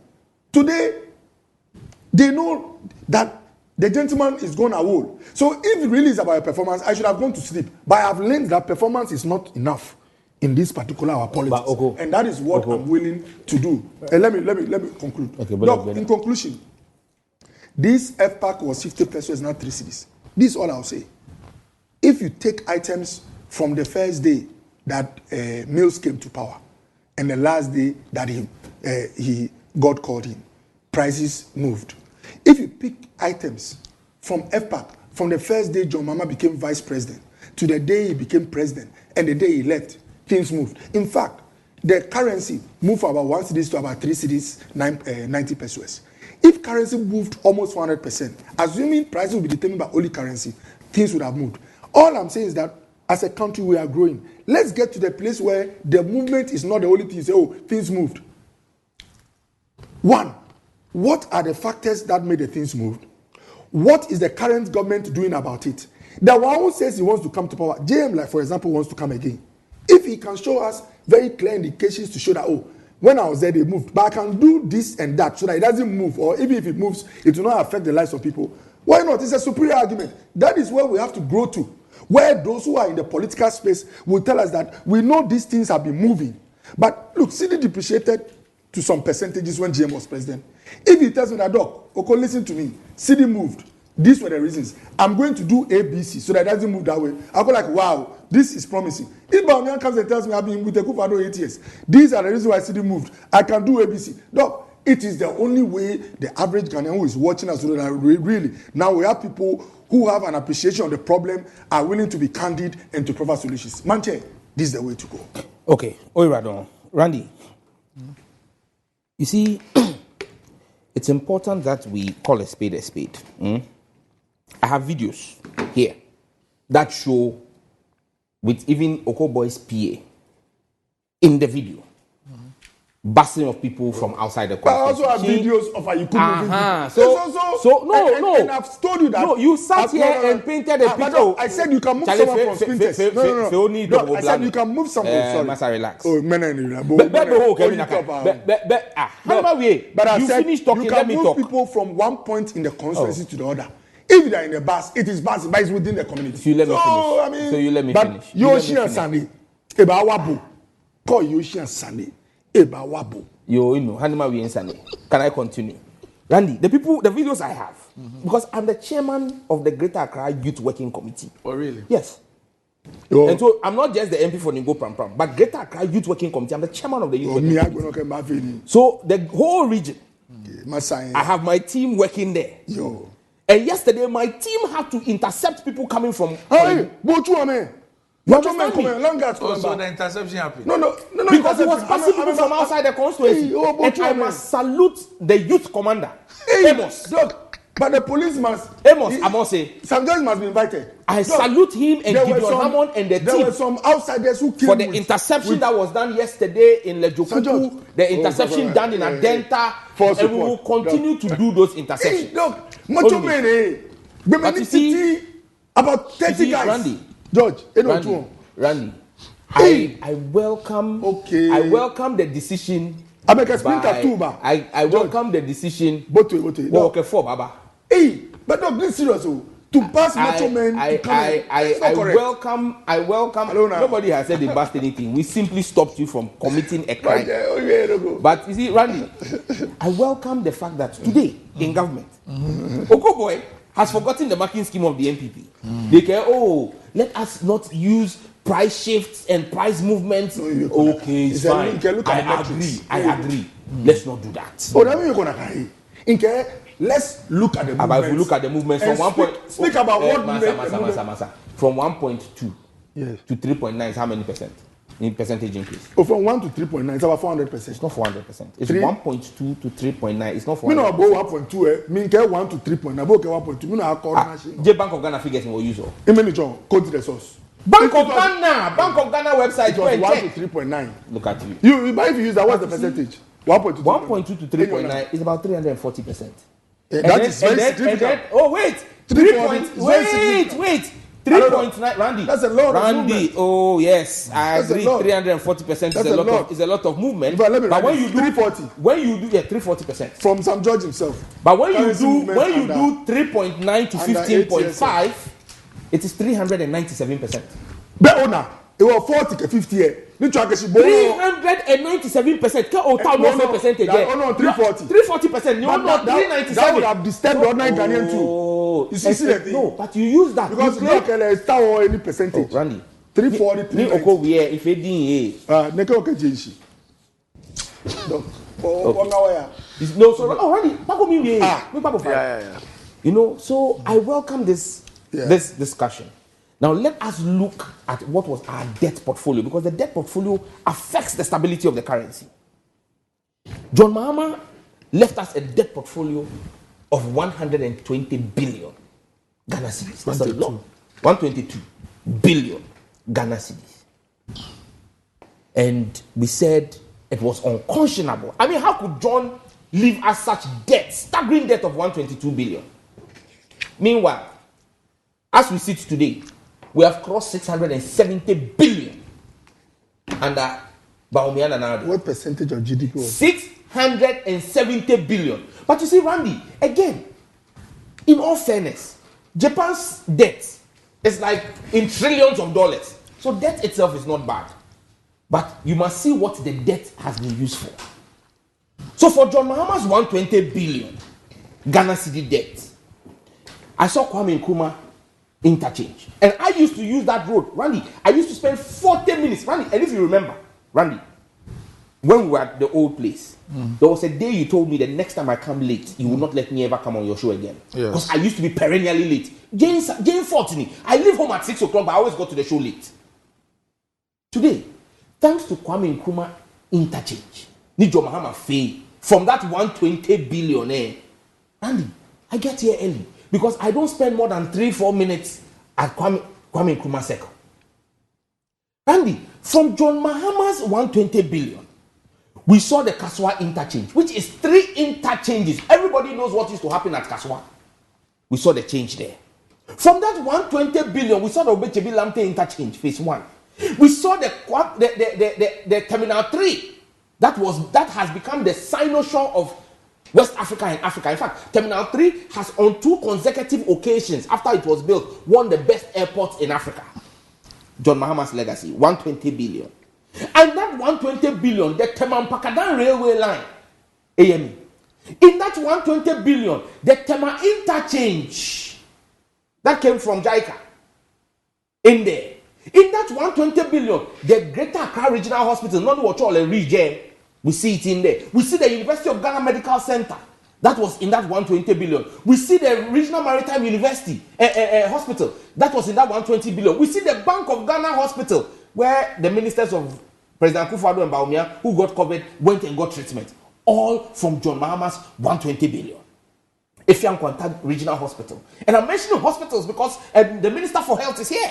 And he can admit to all of this, that I'm not lying about these hospitals.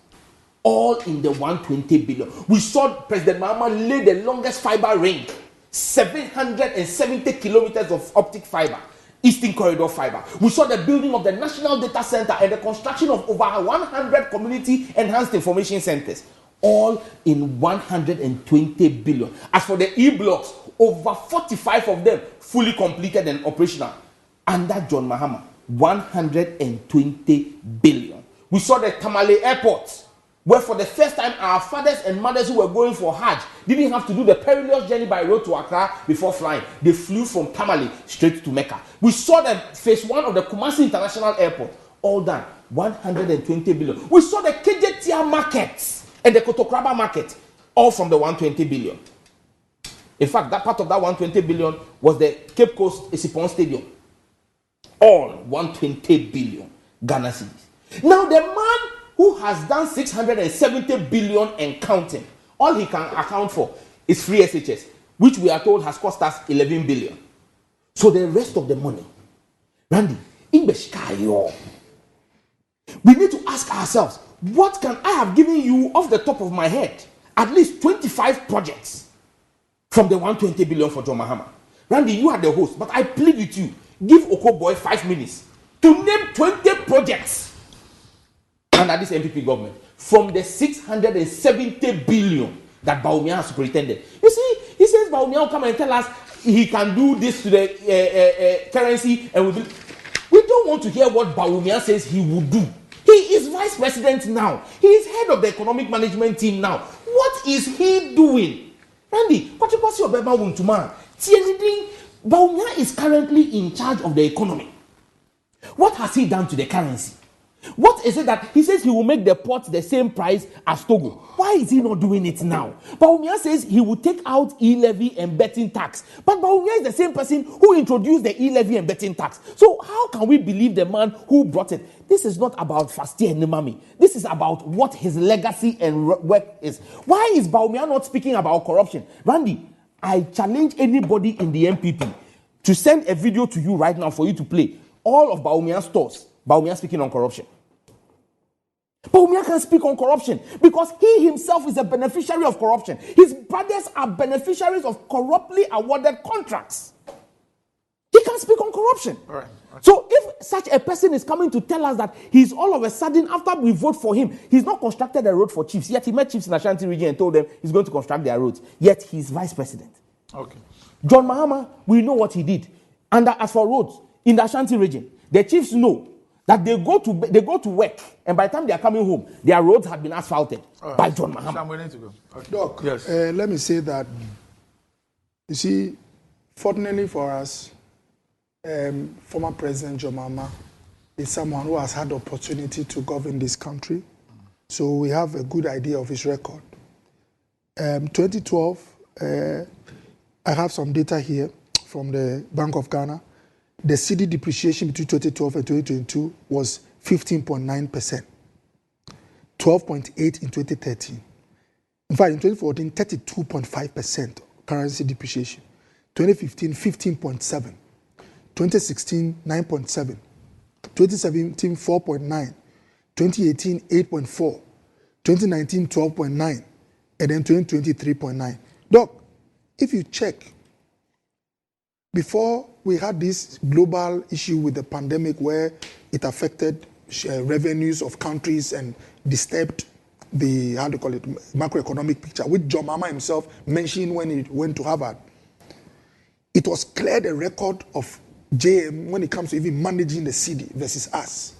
And I'm happy that on this show, Sam George has told us that when he does his own calculation, the currency depreciated by 340% within the 8 years of the NDC administration. Compared to 390. Fine. That's if I'm even going by figures.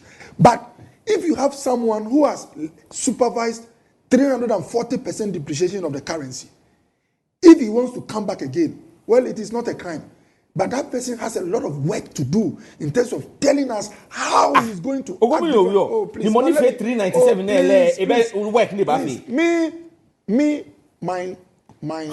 My submission is such that I respect the one who is watching this show. I want the one watching this show to know that under one, going by George's figures. In fact, I'm just corrected. It's 325%. I've just done the once. It's 325%. Yeah, 325%. No problem. That's more famous. Oh, Doc, 3.9 times 100. 3.9 times 100 divided by 1.2. Don't worry, I'll even it's 325. Doc, I will go with that. Doc, Nakanyo, it's more bay. Oh, no more bay. 325. Please. Doc, 325 versus 390. The point 397. Is that, 397. Because I respect the viewer, I'm just prompting the viewer that the two options you have December, under them, currency depreciation crossed 300%. And so you need to be told something beyond just, it's bad, let the other one come. That is what, and the viewer understands what I'm saying. Not three more. No. Hey, I'm a question. Maybe a question. One more time. Oh, no problem. Question come up. So, the 397 person who having witnessed the 320 something gave a lecture and gave everybody the prescription to save the cedi and pointed everybody to that source. You know? You have to wait. I mean, if you are that daft, I have provided the solutions. Just go and click and read it and implement it, and you'll be fine. Oh, Doc. And the person is given the opportunity. And this is the performance. Doc, you say that the people will do it. Doc, my point is that if we should not assume that those watching don't know or are not aware that John Mahama was president before. So they know that under John Mahama, we had people who were struggling in this country. In fact, the reason why Ghanaians voted John Mahama out was that life was not easy. Because you promised them better. Look, I understand. Let's even add that I will promise them better. Even if by your estimation, it's not been better, they know that to go for John Mahama again, there's a lot of issues that we have to discuss. That's the point I'm making. The two entities, John Mahama, Bawumia. For me, where I sit, immediately Bawumia was made the flag bearer. He enumerated a number of reasons, Doc, giving account for why we are having the state that we're having as a country. And said he showed how he was going to turn things around. Following for me, I've not seen how do you call it, a presentation submission, which I can print out. What did Baumia say he will do to change the economy? He said free SHS, training allowance, 1 constituency, 1 ambulance, free water and light for a year, and free dialysis. That's all Baumia has said. Okay, all right. What else has he said? Okay, no problem. Doc, let's say we assume all Baumia said was empty. I am looking for James' document. He's put out over 60 policy initiatives. We'll do 1 million coders. Okay, you want to know James' policies? It's okay, it's rhetorical, it's okay. You don't want to hear again. No, I'll tell you what James' policies are. For example, what we are going to do with factories, where we are going to site factories where raw materials are, and not the populist 1D, 1F. You know, John has the 24-hour policy and all the things about it. How we are going to make sure that we cut down the waste in government by having only 60 ministers. You have told him some. It's okay. Randy, I'll just warming up. There's plenty. It's okay. John has done 65. We don't have time. Thank you, professional Doc. Doc, Sam George added that I should list 20 projects. I'm a few on there. Name the projects. I said, look, you said you were using circle. Life was difficult. Today, I drove through the, how do you call it, Lekma Road. With this rain, if Lekma Road had not been there, people will be passing through some Ramsar sites. Life was not easy. Lekma in Lejukuku alone, Lekma Road.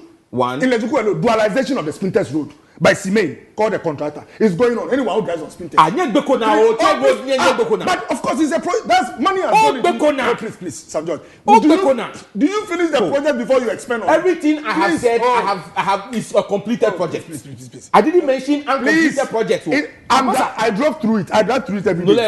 So once it's added value to the community and add your public toilets. Add your public toilets. Because that's what your government is proud of. I was board chairman at Kolebu. When I was there, their pediatric unit, until First Lady became First Lady. In fact, the current medical director in Kolebu, he wrote a piece. He said he never dreamed that in his lifetime he will work in his unit, in a unit that is modern. Today, Pico. Please.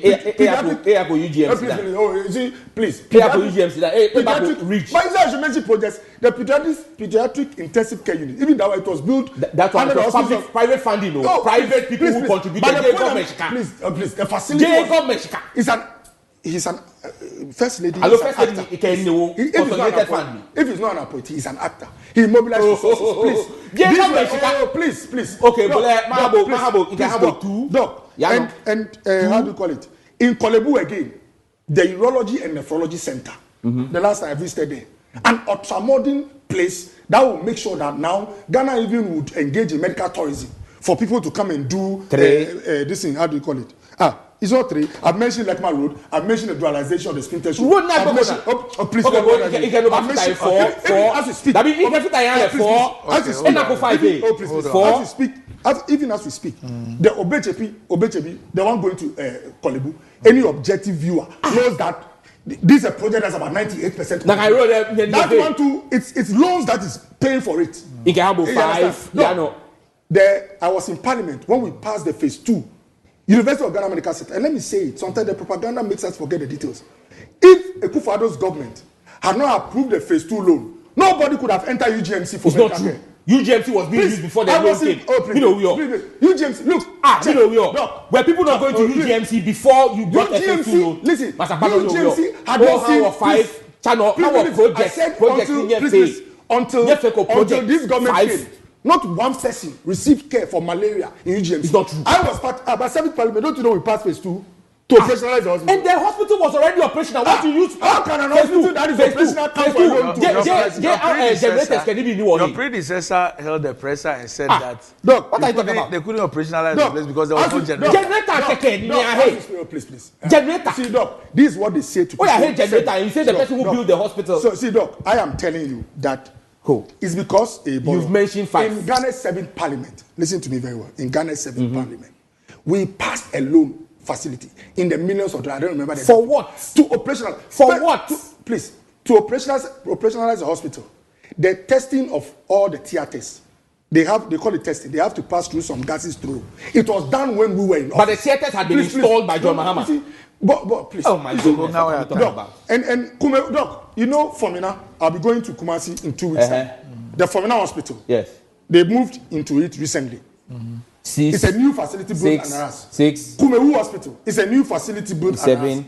Tolon has a medical facility 8. built under us. Those three hospitals. Use the Dodowa, the Weta, and the Fiakwanta for that one. Give me a hospital like UGMC that you have built. Takwa and CM built, started and finished under Kufado. Wasa Dunkwa started and finished under Kufado. Bogoso Hospital started and built. You see, they talk like, oh, list. This only helps hospitals. No, this only helps. But if you want us to do hospitals that your mama built, he built more hospitals than you. Okay, or I call you a marble too. You see, so, and you are saving him by the belt. No, we don't have time. I will buy 10 minutes. My head 10 minutes. Okay. You have me be learning. Of course, you mentioned 20 projects. How many have I mentioned so far? You've mentioned 6. He's mentioned 6. One day I am buying 10 minutes. Let your management give me a bill. Let's stay on for 10 minutes. Mention 20 projects. Construction and equipping of accident and emergency center at Doma Hospital. Check with people at Doma. Doc, you are doing one at Doma Hospital. Please. I'm buying 10 minutes. Give me proper projects. I mentioned the railway. I mentioned airport. So for those, hospitals. Those in Formina. No, if you are doing small units in a hospital. Moko Emma Hospital. On your Randy, cost more. Can me phone. My head 30 minutes. My head 30 minutes. Doc, so in time I have Minerals Commission time. So the Minerals Commission, I'll buy from you. Doc, 30 minutes. All I want to say is that you can't mention 20. Why gold be at time? Doc, the message. But very soon he will tell you that setting up the Minerals Commission and appointing the CEO is an achievement of government. Doc, the message is very simple. Luckily for Ghanaians, yes, they are presented with 2 candidates who have all had the opportunity to serve in very high places in government. They all have a record. By the time JM finished the 8 years as vice and president, Ghana had landed at the IMF.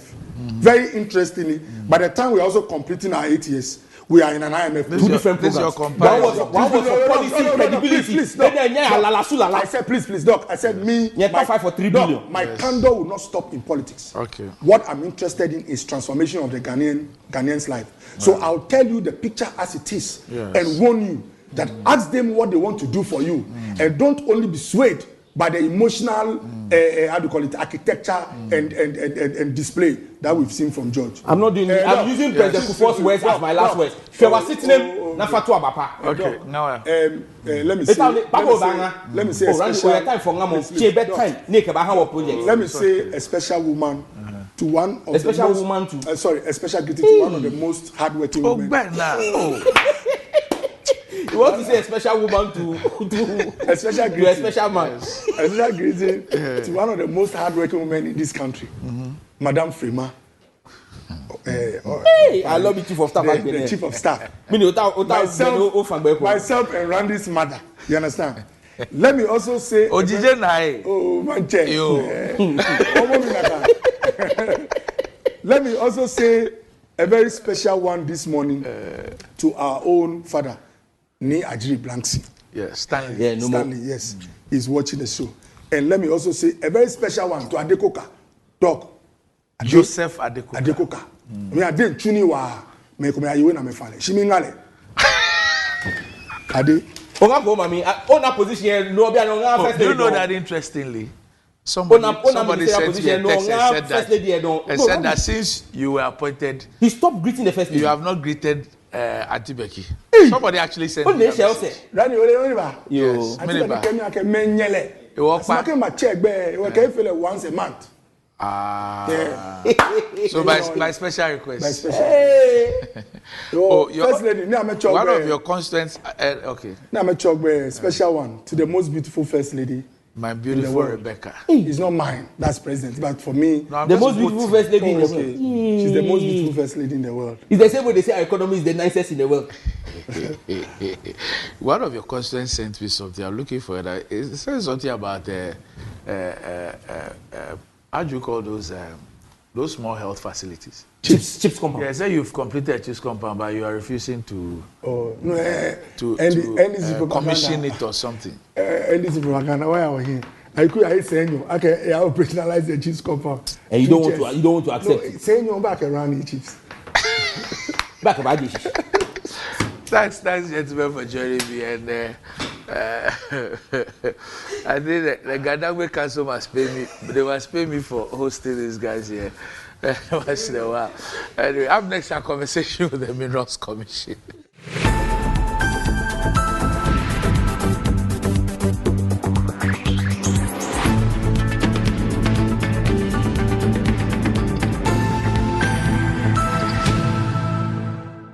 Right, welcome back to the show. If you just joined us, this is Good Morning Ghana live on Metro TV. Time to have our conversation with the Minerals Commission, which is on every Thursday morning.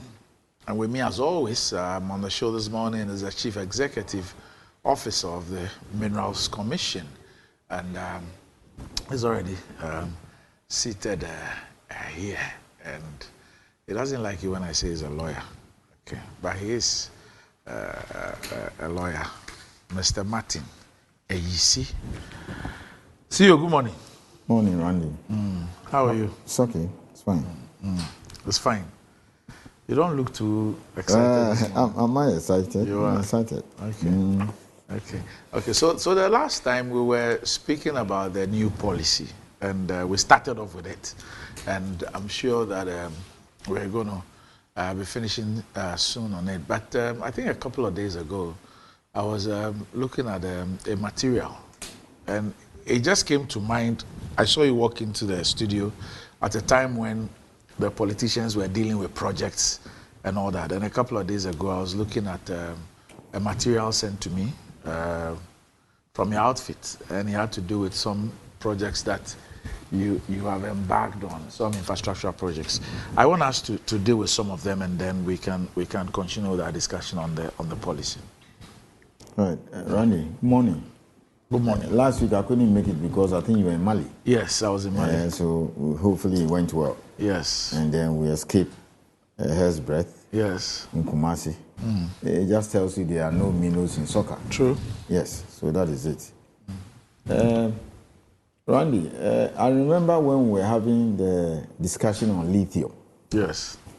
One of the questions you put to me is how well are we being resourced to be able to handle this new mineral that we are going to see. And I think I told you that there's a lot government is doing by way of training and by way of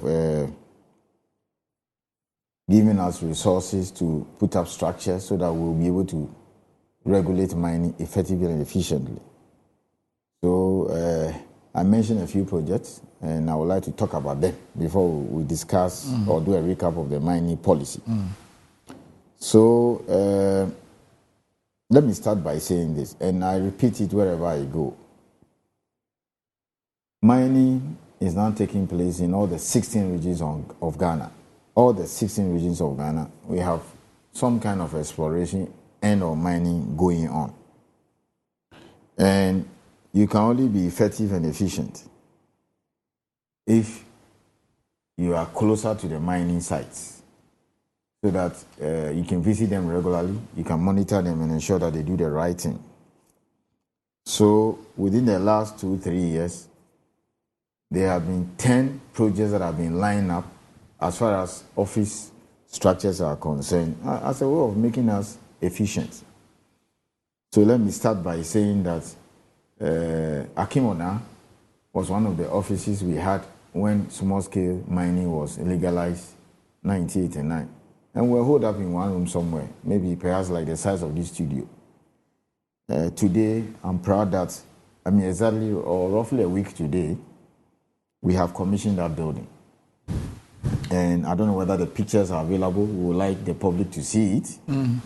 That is a very good edifice to essentially regulate small-scale mining in that area.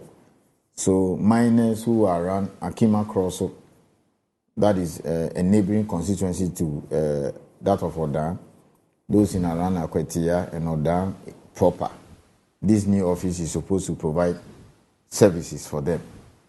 It's very well equipped. Practically almost all the engineers are there. It's connected to the internet 24/7. And it's quite a nice edifice. So it's all part of the attempts by the government to create an enabling environment for our miners to work very well. And I would like to, get the pictures. So that is it. It's rolling now. So that is the Minerals Commission Odan office. And it's one of the several measures government has put in place to equip the commission so that it will become very efficient. So that is the office for the Regional Inspector of Mines, the District Inspector of Mines. And then other areas, the other engineers will also occupy. Inside the washrooms, and very good landscaping. We didn't have to wait and do the landscaping later. So morning briefings will be held here by the District Inspector of Mines before they set off to the field. So that is it. You can see the landscaping, beautifully done. We did some green garden and planted some trees around. This is just a week.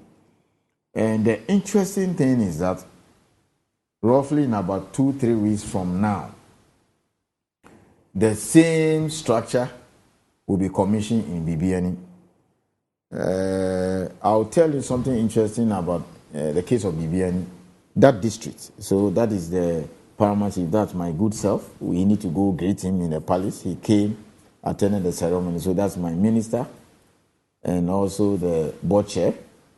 So it's like a short conference, when you meet clients. So that's myself and the paramount chief was Achim Kotoku. He was quite grateful for this edifice. So that's the minister and the chief doing a tour of the various rooms and offices that have been provided. This is just a week. Randy, we are commissioning the same thing next week in Bibiani.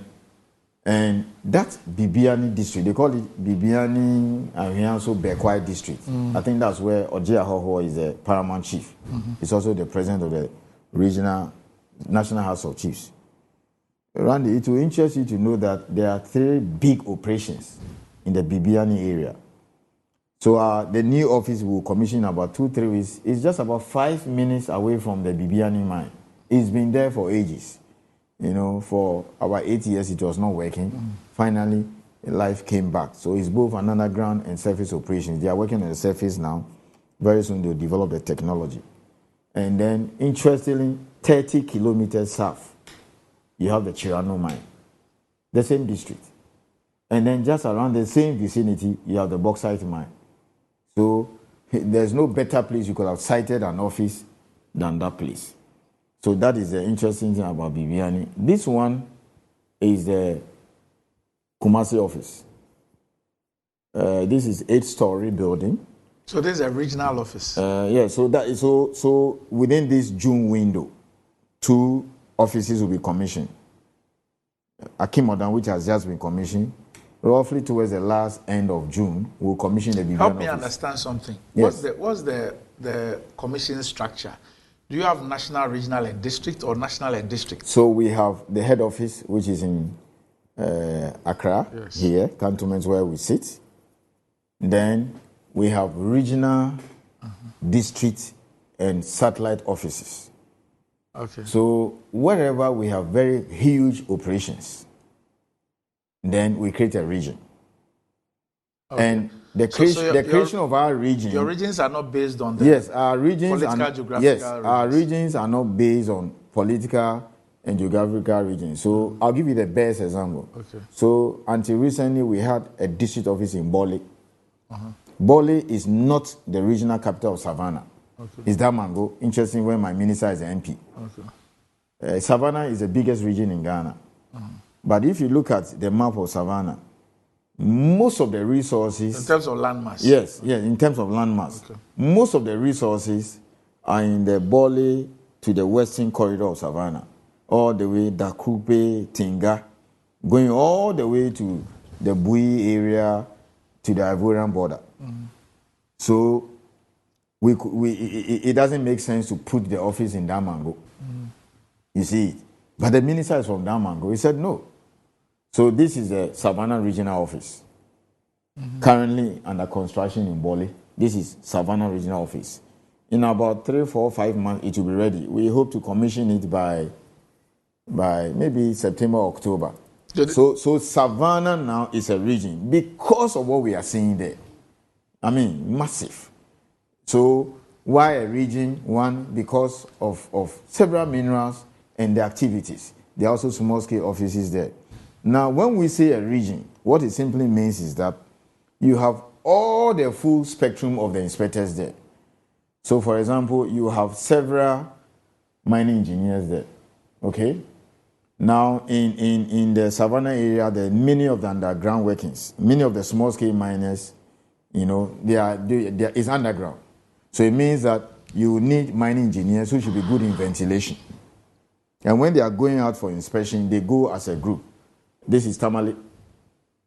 So this is a Tamale office when we complete it. Tamale will be completed in July. So why did you set up an office in Tamale? Yes, Tamale because, one, in the northern region, of course, I've told you all the regions in Ghana, minerals are all over the place.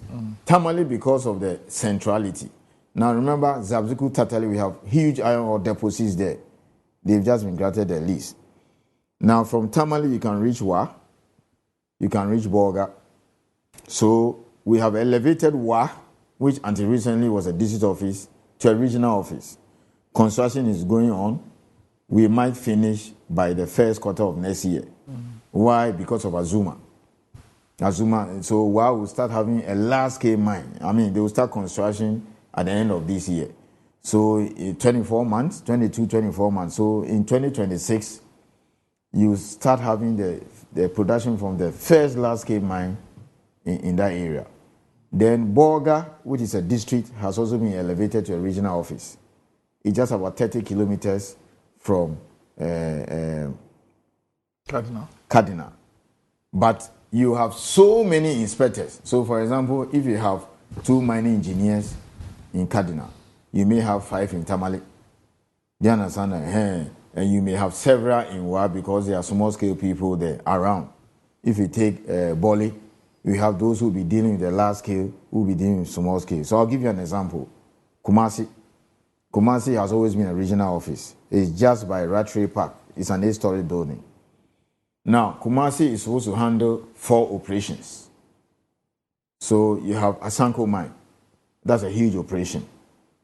Where is Asanko? Asanko is in the Mansoon Kwanta area there. Mansoon Edubia, that area. That's a huge mine.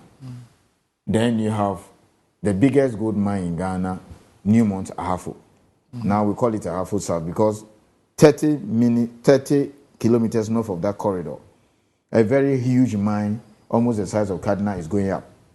But that will be ready a year from now, a new gold mine. That will be our second new gold mine after Cardinal. So the Kumasi office will handle Ahafo North, Ahafo South, Asanko, and Obuasi. Then you have a lot of small-scale operations in the Obuasi area there and within that corridor. So we have an office actually by the mine. And it shares wall with EPA. So those will be handling small-scale operations. So that is how we create the region. Somebody will ask, what mining is taking place in Kumasi? Mining is not taking place in Kumasi proper because of accessibility and ease of movement. Now, it's a shame that all these years we had only 1 lab in Takoradi. 1 lab. The lab is to test all kinds of equipment, chemicals and things. We test. That's the only way we can ensure that they are doing the right thing. It's only in Takoradi. It's been there all these years. And because mining typically has been biased towards that southwestern corridor. Awaso 1941, manganese, Takwa, etc. But with these 4 huge operations in Kumasi, you don't expect Newmont, Asanko and Co. to be going all the way to Takoradi. It will make us inefficient. So we are building a new lab attached to the Kumasi office to handle the middle bed. Remember, small scale has also become sophisticated. So it cannot be just an ordinary way of regulating them. So if you take small scale too, we also need to be testing things. You pick up soil. That's how you get to know the mercury levels and all those things. Now, Tamale will have a lab there. The lab is to deal with Cardinal, Namdini, Azuma and Co. Because I'm not expecting inspectors to be leaving Kumasi or the miners up north to be coming to Tamale and be testing. Now, this is Takwa. So Kumasi now has a lab? Kumasi has a lab. If they show the building, so this is Tamale. It should be ready sometime in August. Yes. That is it. It's almost getting ready. When the Kumasi's picture starts showing, I'll show you. It's just a lab by it, and that will handle the middle belt. And then we couldn't. I mean, some of us in the sector we saw this coming. Typically, mining has been biased towards the south, but now it's clear that the northern areas are the new frontiers now. So yes. So look at the picture, Randy. So this is the Kumasi office. Yes. Yeah, we should be done by October. The tall structure there is where the inspectors will be. And then on the left is the lab. Okay. Yes, it's quite a massive The one-story structure. Yeah, it's not one story. It's not one story. It appears so, but It's like a not ground one. floor. Yes, Okay. I think about 2 or 3 stories. So there's a lab there, and then we also have a museum. That's what we are bad at doing. Okay? We need to also tell our story. So this should be ready by October. And then we'll move from a rental premise, which you cannot even locate us, to this place now. So here you have the inspectors, mechanical, you have the inspectors, so the mechanical people deal with machinery. Then you have the ventilation engineers, because there's underground in Subika. That's a half. There's underground in Obuasi. You have metallurgists who will be in charge of the processing plant.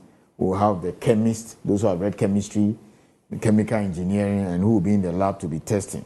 So they'll all be holed up there. We have a lot of them already, so we'll move some people, some from head office and other regions. So this is Kumasi. And then there's another structure that will start going up in Takwa sometime next month. So in all, we have about 10 offices. Bibiani, Akimoda, those are the district ones.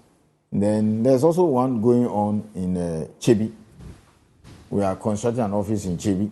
The same structure like the Akimoda one. Why? Because between Greater Accra and Koforidua, that corridor, which a lot of small-scale activities have been going on. We don't have any, offices there. So people from Koforidua office or sometimes Accra have to come and be servicing them.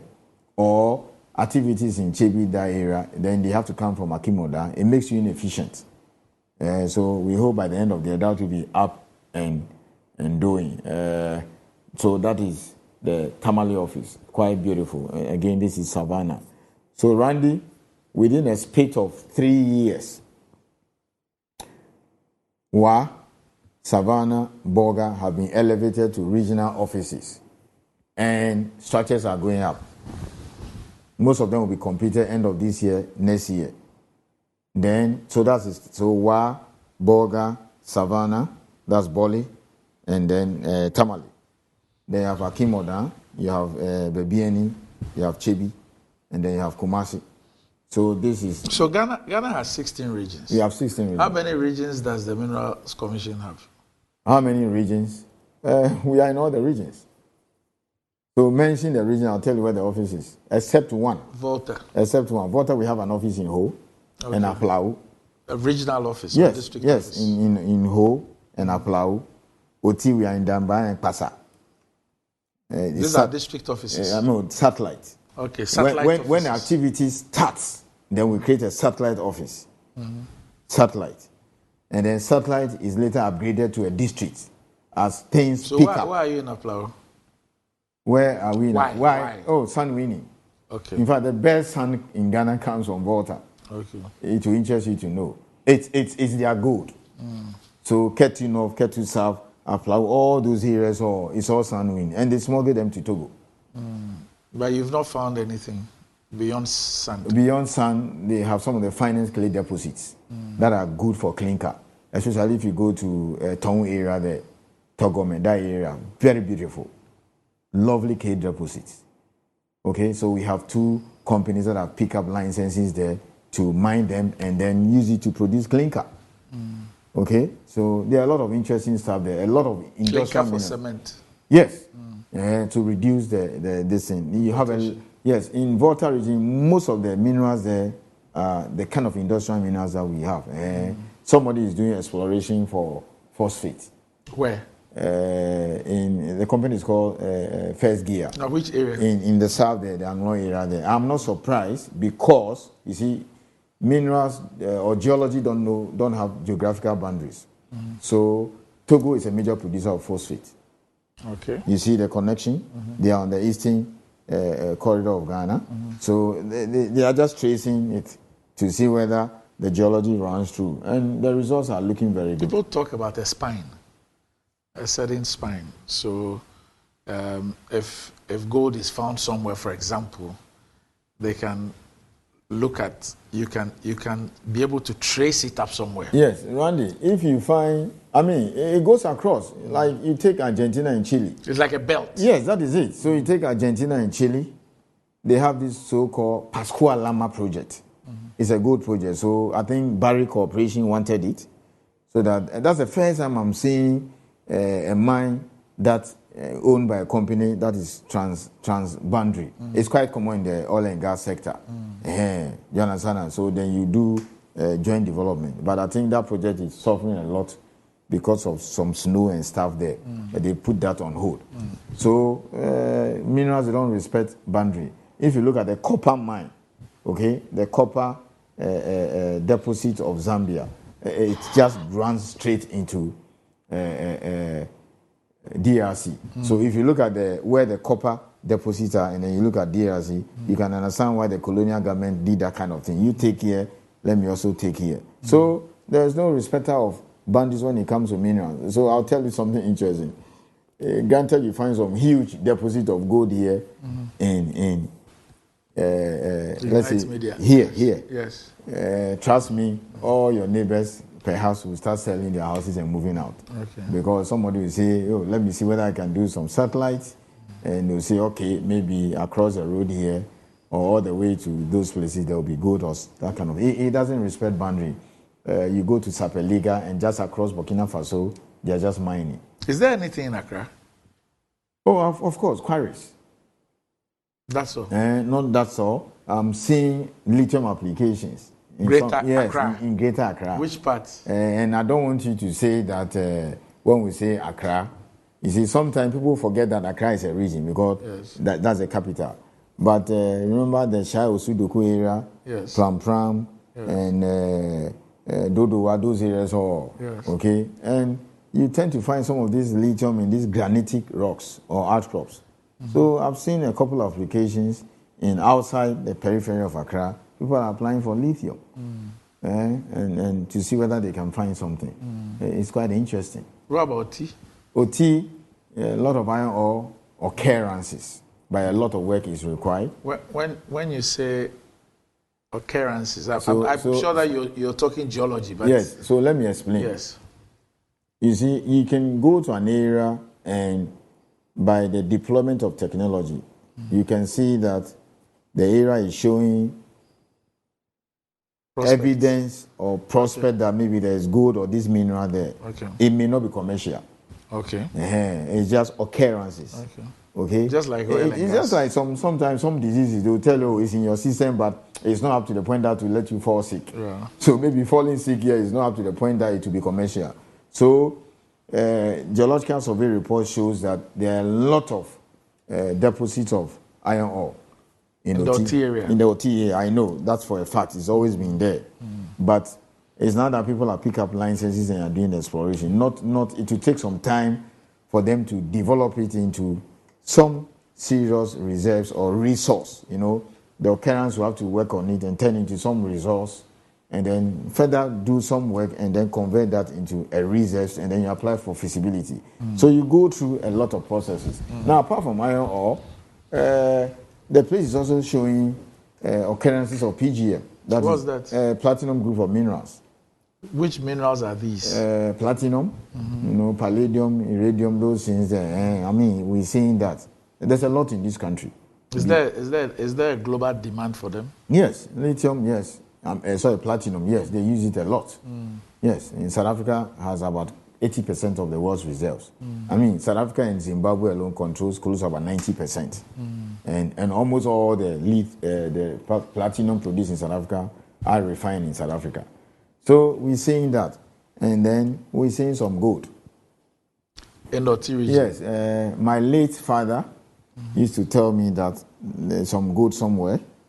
He used to mention it, and then I just discovered that in my area there, where actually I come from, there is goat. Unfortunately, where it is located is not something that I will encourage with mine. Where? Because it's under the water body. Oh. Yes. You see, if it is oil, it is straightforward. You see oil, you will just drill and then bring the oil up. But if you want to go for the gold that is under the water and under the bed, that means that you have to take off the water. What it means, you have to divert the water. Do you understand? We cannot allow that kind of thing. So for now, there's no galamsey. You can't have galamsey there because I've told them it won't happen. And it's quite deep-seated. You told them in your capacity as a chief for Minerals Commission in my capacity as a chief, I said that's not possible. But even the way it is, it doesn't lend itself to the brim and prayer kind of thing where people can just go scoop and then pan, as our ancestors used to do, or even just put the champagne and mount it. This one is under the bedrock and the water bodies on it, so it's not that easy. The prime breeding, people go into it, mount these floating platforms and then start pumping the water. In the one I'm talking about, is not like that, so it's not something that can easily lend itself to galamsey. Other than that, I'm sure by now perhaps they could do it. What are the geologists saying about the Kpando area? Amfuega, Kpando, and all those stretch, they have huge potential for clay, feldspar, and all those things that are normally used for ceramics. Okay. If you go to Amfuega, they've been doing this clay stuff. So we want geological survey to check the quality to see what type of clay they have there and what can it be used for. So you go to Twyford in the western region. Yeah, in the western region, just around the Enchamban area there. Their annual turnover is $300 million. They do ceramics, tiles, etc. They've started even exporting duty-free to China. It's an American company. They use 5 minerals. They use clay, they use tack, limestone, kaolin, and feldspar. The kaolin is normally got from Ghana bauxite because so they track it. The same company is now applying for clay in the town area there because they realize that the research in their lab shows that the clay there is good for the ceramics. They even do these sanitary bowls and stuff like that. So Volta region has a huge potential for industrial minerals and then setting up of these industries that can use these minerals to process them, do all kinds of things. Okay, so one of our viewers, Mark, wants me to ask you about diamonds. Yes, diamond has always been in Akwetia, that area. And then we had this diamond mine, which was state-owned, it was divested. And then the company that took over, and that's the problem we have. You don't invest in exploration. To the extent that the prices are high, you keep mining. And that's how come all the state-owned mines were run down. It's sometimes I feel sad as a Ghanaian when I look at a monster mine like Takwa, which decades ago belongs to the people of this country, 100%, under the then State Gold Mining Corporation. Persia, Dunkwa Continental, these were mines that Achampo took over. So in the middle 70s and co, these were run by state, corporation. Just like the way you had the Georg, the Georg family, Georg Pharmaceutical, Georg Futu, and then by the late 70s or early 80s, we ran all of them down. Do you understand? So we are our own enemies. And then South Africans come here and then buy Takwa, is it $3 million or something dollars? And now they are making billions. Last year, Takwa produced over 500,000 ounces. Today's 10, this year, that's $1 billion. So we have been reckless as a nation. Okay. So part of our problems we have has nothing to do with the West. It's our own doing. The West, they don't run Ghana Airways. The West, they don't run Georg Footwear and other state institutions. We run them down. and then we sell them now. Now we have decided that we'll not go through that route again. So why don't you have opportunities like they go on the stock exchange, the state through its sovereign wealth and taking a stake, and then allow professionals to run the place. Because you see, yes, security and stuff, those things are for government, but it's not easy. You can just have a handful of countries in the world where the state run things properly. And I'll tell you something, and it will shock you. You go to Chile, they have a state-owned mine called a state-owned corporation called Codelco. It's the biggest producer of copper in the world. So they exist side by side, the BHPs, the Rotito and Co. At least that's one thing you remember Pinochet for. When he privatized the sector, they kept some of the juicy copper mines for the state-owned. And once they appoint the board members, okay, they give them the freedom to run the place.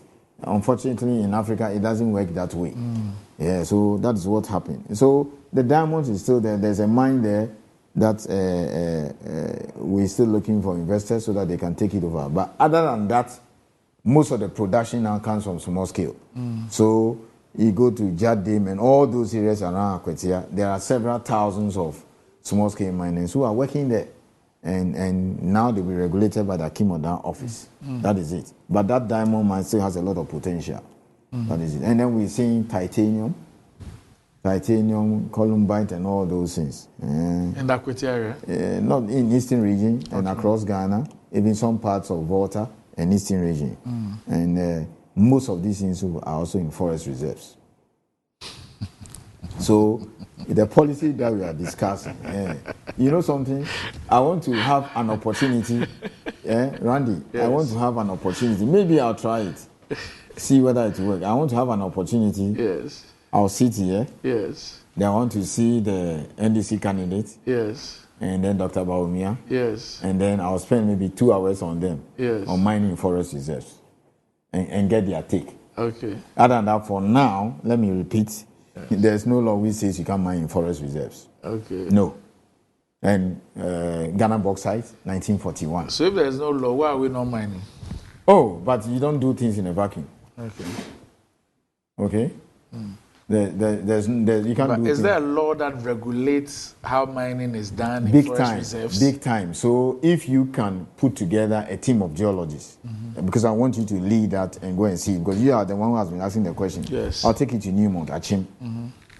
And fortunately, there are videos and pictures of before and after, where how mining has been done in forest reserves and it has been reclaimed. Chirano, part of it is in forest reserves. The whole of Ghana bauxite, Awaso, is forest reserve. The entire concession. And we've been mining that since 1941. Okay? So the Ghana bauxite, Chirano, Newmont... Those are all Newmont, underground? No, bauxite is open pit. Okay. Yes. And then and we flew over those places and said, wow, we still have serious forests in Ghana. Chirano is underground. They have some open pit somewhere. And then... Achim is mainly open pit. They now want to go underground. You understand that? And the protocols are quite strict. I mean, the rules to operate. So, you see, that's the question I've been asking all along. Because, you see, whatever is happening in the forest now, what is being documented, 36, now 38 forests, where it has been documented that there is some evidence of attack. It's all illegal mining. Because they don't document proper mining going on. I mean, those are regulated. About 36 of them. And it started small, now it's gone from 36 to about 30. I said there are over 200 or so of them. The entire savannah is mainly underground. So you go to Bole, Dakrupe, Tinga, Waka Waka. As we speak now, and as we are talking from this studio, there are several thousands of small-scale miners who are working underground. Some of them have been licensed, like the folks in Tinga and Dakrupe. Some of them have not been licensed, they are in forest reserve. Okay? And I'm only happy that perhaps God has decided to treat the North with a different eye.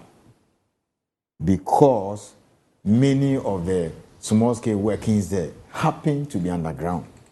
And then Randy, with this new shift, this new craze up north, the kind of thing we are seeing in Savannah, the kind of gold deposit we are seeing in Savannah. Okay? But for the fact that many of the workings in the Bole area, Tinga area, underground, will have been seeing the Pra and Cobra. You see, so you see the Black Water. Yes, they got there. In fact, just this week, there have been a lot of operations to take them off. Maybe we didn't have time, I'll show you pictures to take them off there. So it means that, of course, there are a few surface, small-scale surface operations in the north. I'm not saying it's 100% underground, okay? So you go to El International, just by it, most of the things used to be underground. So the north, if you like, for want of a better word, quote and unquote, has been saved from the kind of massive devastation we've seen in the south. Primarily because of the nature of the ore body, and of course, Randy, you can also run away from history. Okay, look at these Ashanti brothers. They've been using gold all these years. They were not doing the way we do it now.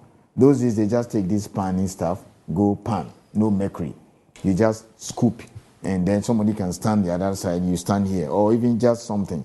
And then they'll just shake it, the gold will show up, or when it rains behind their houses, they take it and they make all these beautiful things. Then we saw this mercury thing just 30, 40 years ago. Actually, it was even stated in the law that they could use mercury retort and all those things. So the nature of the ore body, and then the history behind mining, which started massively in the south. So it tells you that if we sit back, we don't hurry, and then move quickly. Hence, these new offices that the government is building, okay, hire more inspectors so that we get a grip of the thing. We'll be in total trouble. We'll just see being overwhelmed. I want to make 3 more comments. $4.2 billion. And this is very important because it dovetails into the local content discussion that we had. $4.2 billion was repatriated by the large-scale mines into the country last year. The total receipts was $7.6 billion. Okay? About 2.1 or so came from small scale. So if you like, you can say about $5.4 billion worth of gold came from the large scale. Officially, Randy, $4.2 billion was returned or repatriated. Okay? Many of them through the commercial banks. So I have a question, and I want the general public to understand this. You see that statistics that has just been poured out. Now we are saying, because you asked me this question some time ago, we are saying that 60% of the receipts from the sale of minerals should go through not just the commercial banks, but should go through banks whose shareholders and directors are Ghanaians. So now I'm being told, okay, officially, that $4.2 billion was returned to this country. It means that we're going over the data now to see whether 60% of the 4.2, that's roughly over $2 billion, went through Ghana Commercial Bank, went through National Investment Bank, went through Agricultural Development Bank, and then the other banks that the Bank of Ghana gave us as per the letter we wrote to them. Randy, that's the only way you build a nation. So you see, that's why I'm telling you that the local content thing, you have to do your research properly, and some of the things you just have to, if you like, let me use the word, force it. So here you are being told that $4.2 billion was repatriated. Now, many of these repatriation funds, salaries, paying supplies, and all those who provide all kinds of mine support services to them. If you don't put it in your local content that the bulk of the money should circulate through your banks that are owned by Ghanaians, do you know where they will take the money? ABSA, Standard Chartered. I don't know whether it still exists. Yes. With all due respect to them. Stanbic. Okay, Stanbic is South African. And Gold Fields is South Africa. Anglo Gold Ashanti is South Africa. So if you don't insist that the sale of minerals from Iduaprim, Takwa, Obuasi, okay, should at least 60%, and these are over $1 billion or so, should go through the likes of ADB, NIB, Commercial Bank. They'll run everything through Stanbic. Because they'll tell you it is easier for them and all those. These days, some of the excuses you hear is that, some of the local banks don't have certain types of technology that allows them to do certain things. They brought that to my attention. I'll tell the commercial banks, Ghana Commercial Bank, ADB and Co. to also develop that technology, because then it becomes an excuse for them to say, I cannot meet the 60% threshold. So it means that our officers are now spending time poring over the data. Calculate 60% of 4.2 billion. And if a whole year, commercial bank, for example, is fortunate to get, let's say, $400 million running through it as salary, even if they were charging 0.1%, do you know how much money they will make? But a government will say, come man, my bed. Nothing will go through the Ghanaian owned banks.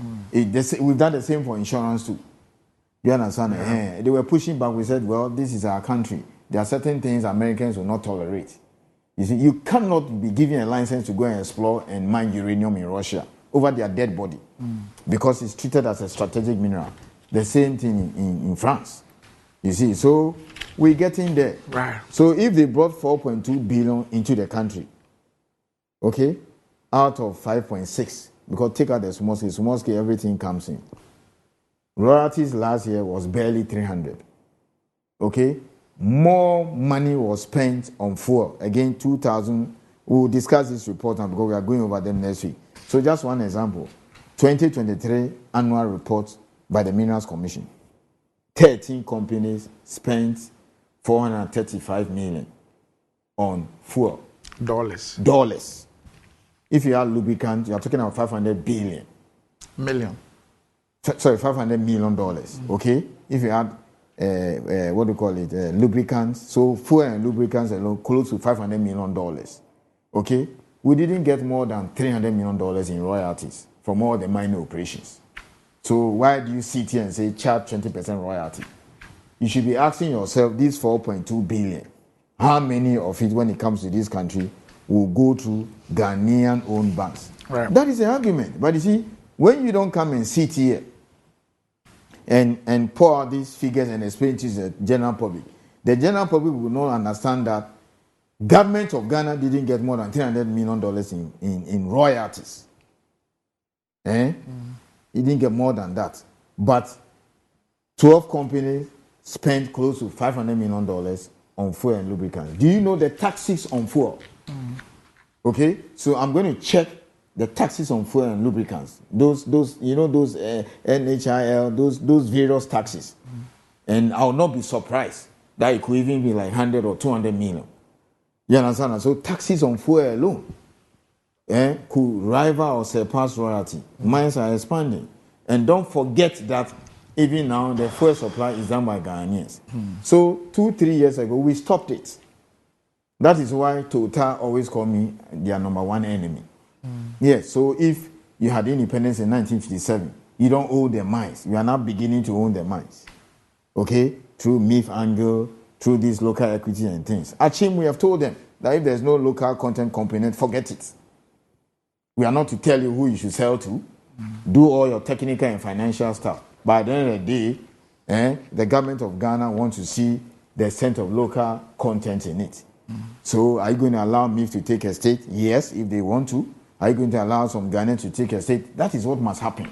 We're tired of this 10% free carriage in shares over the years. So, Randy, the last statement I want to make is that I want us to go back to Professor Frimpong Boateng's report. Professor Frimpong Boateng's report. It's not an attack. I'm not here to attack him.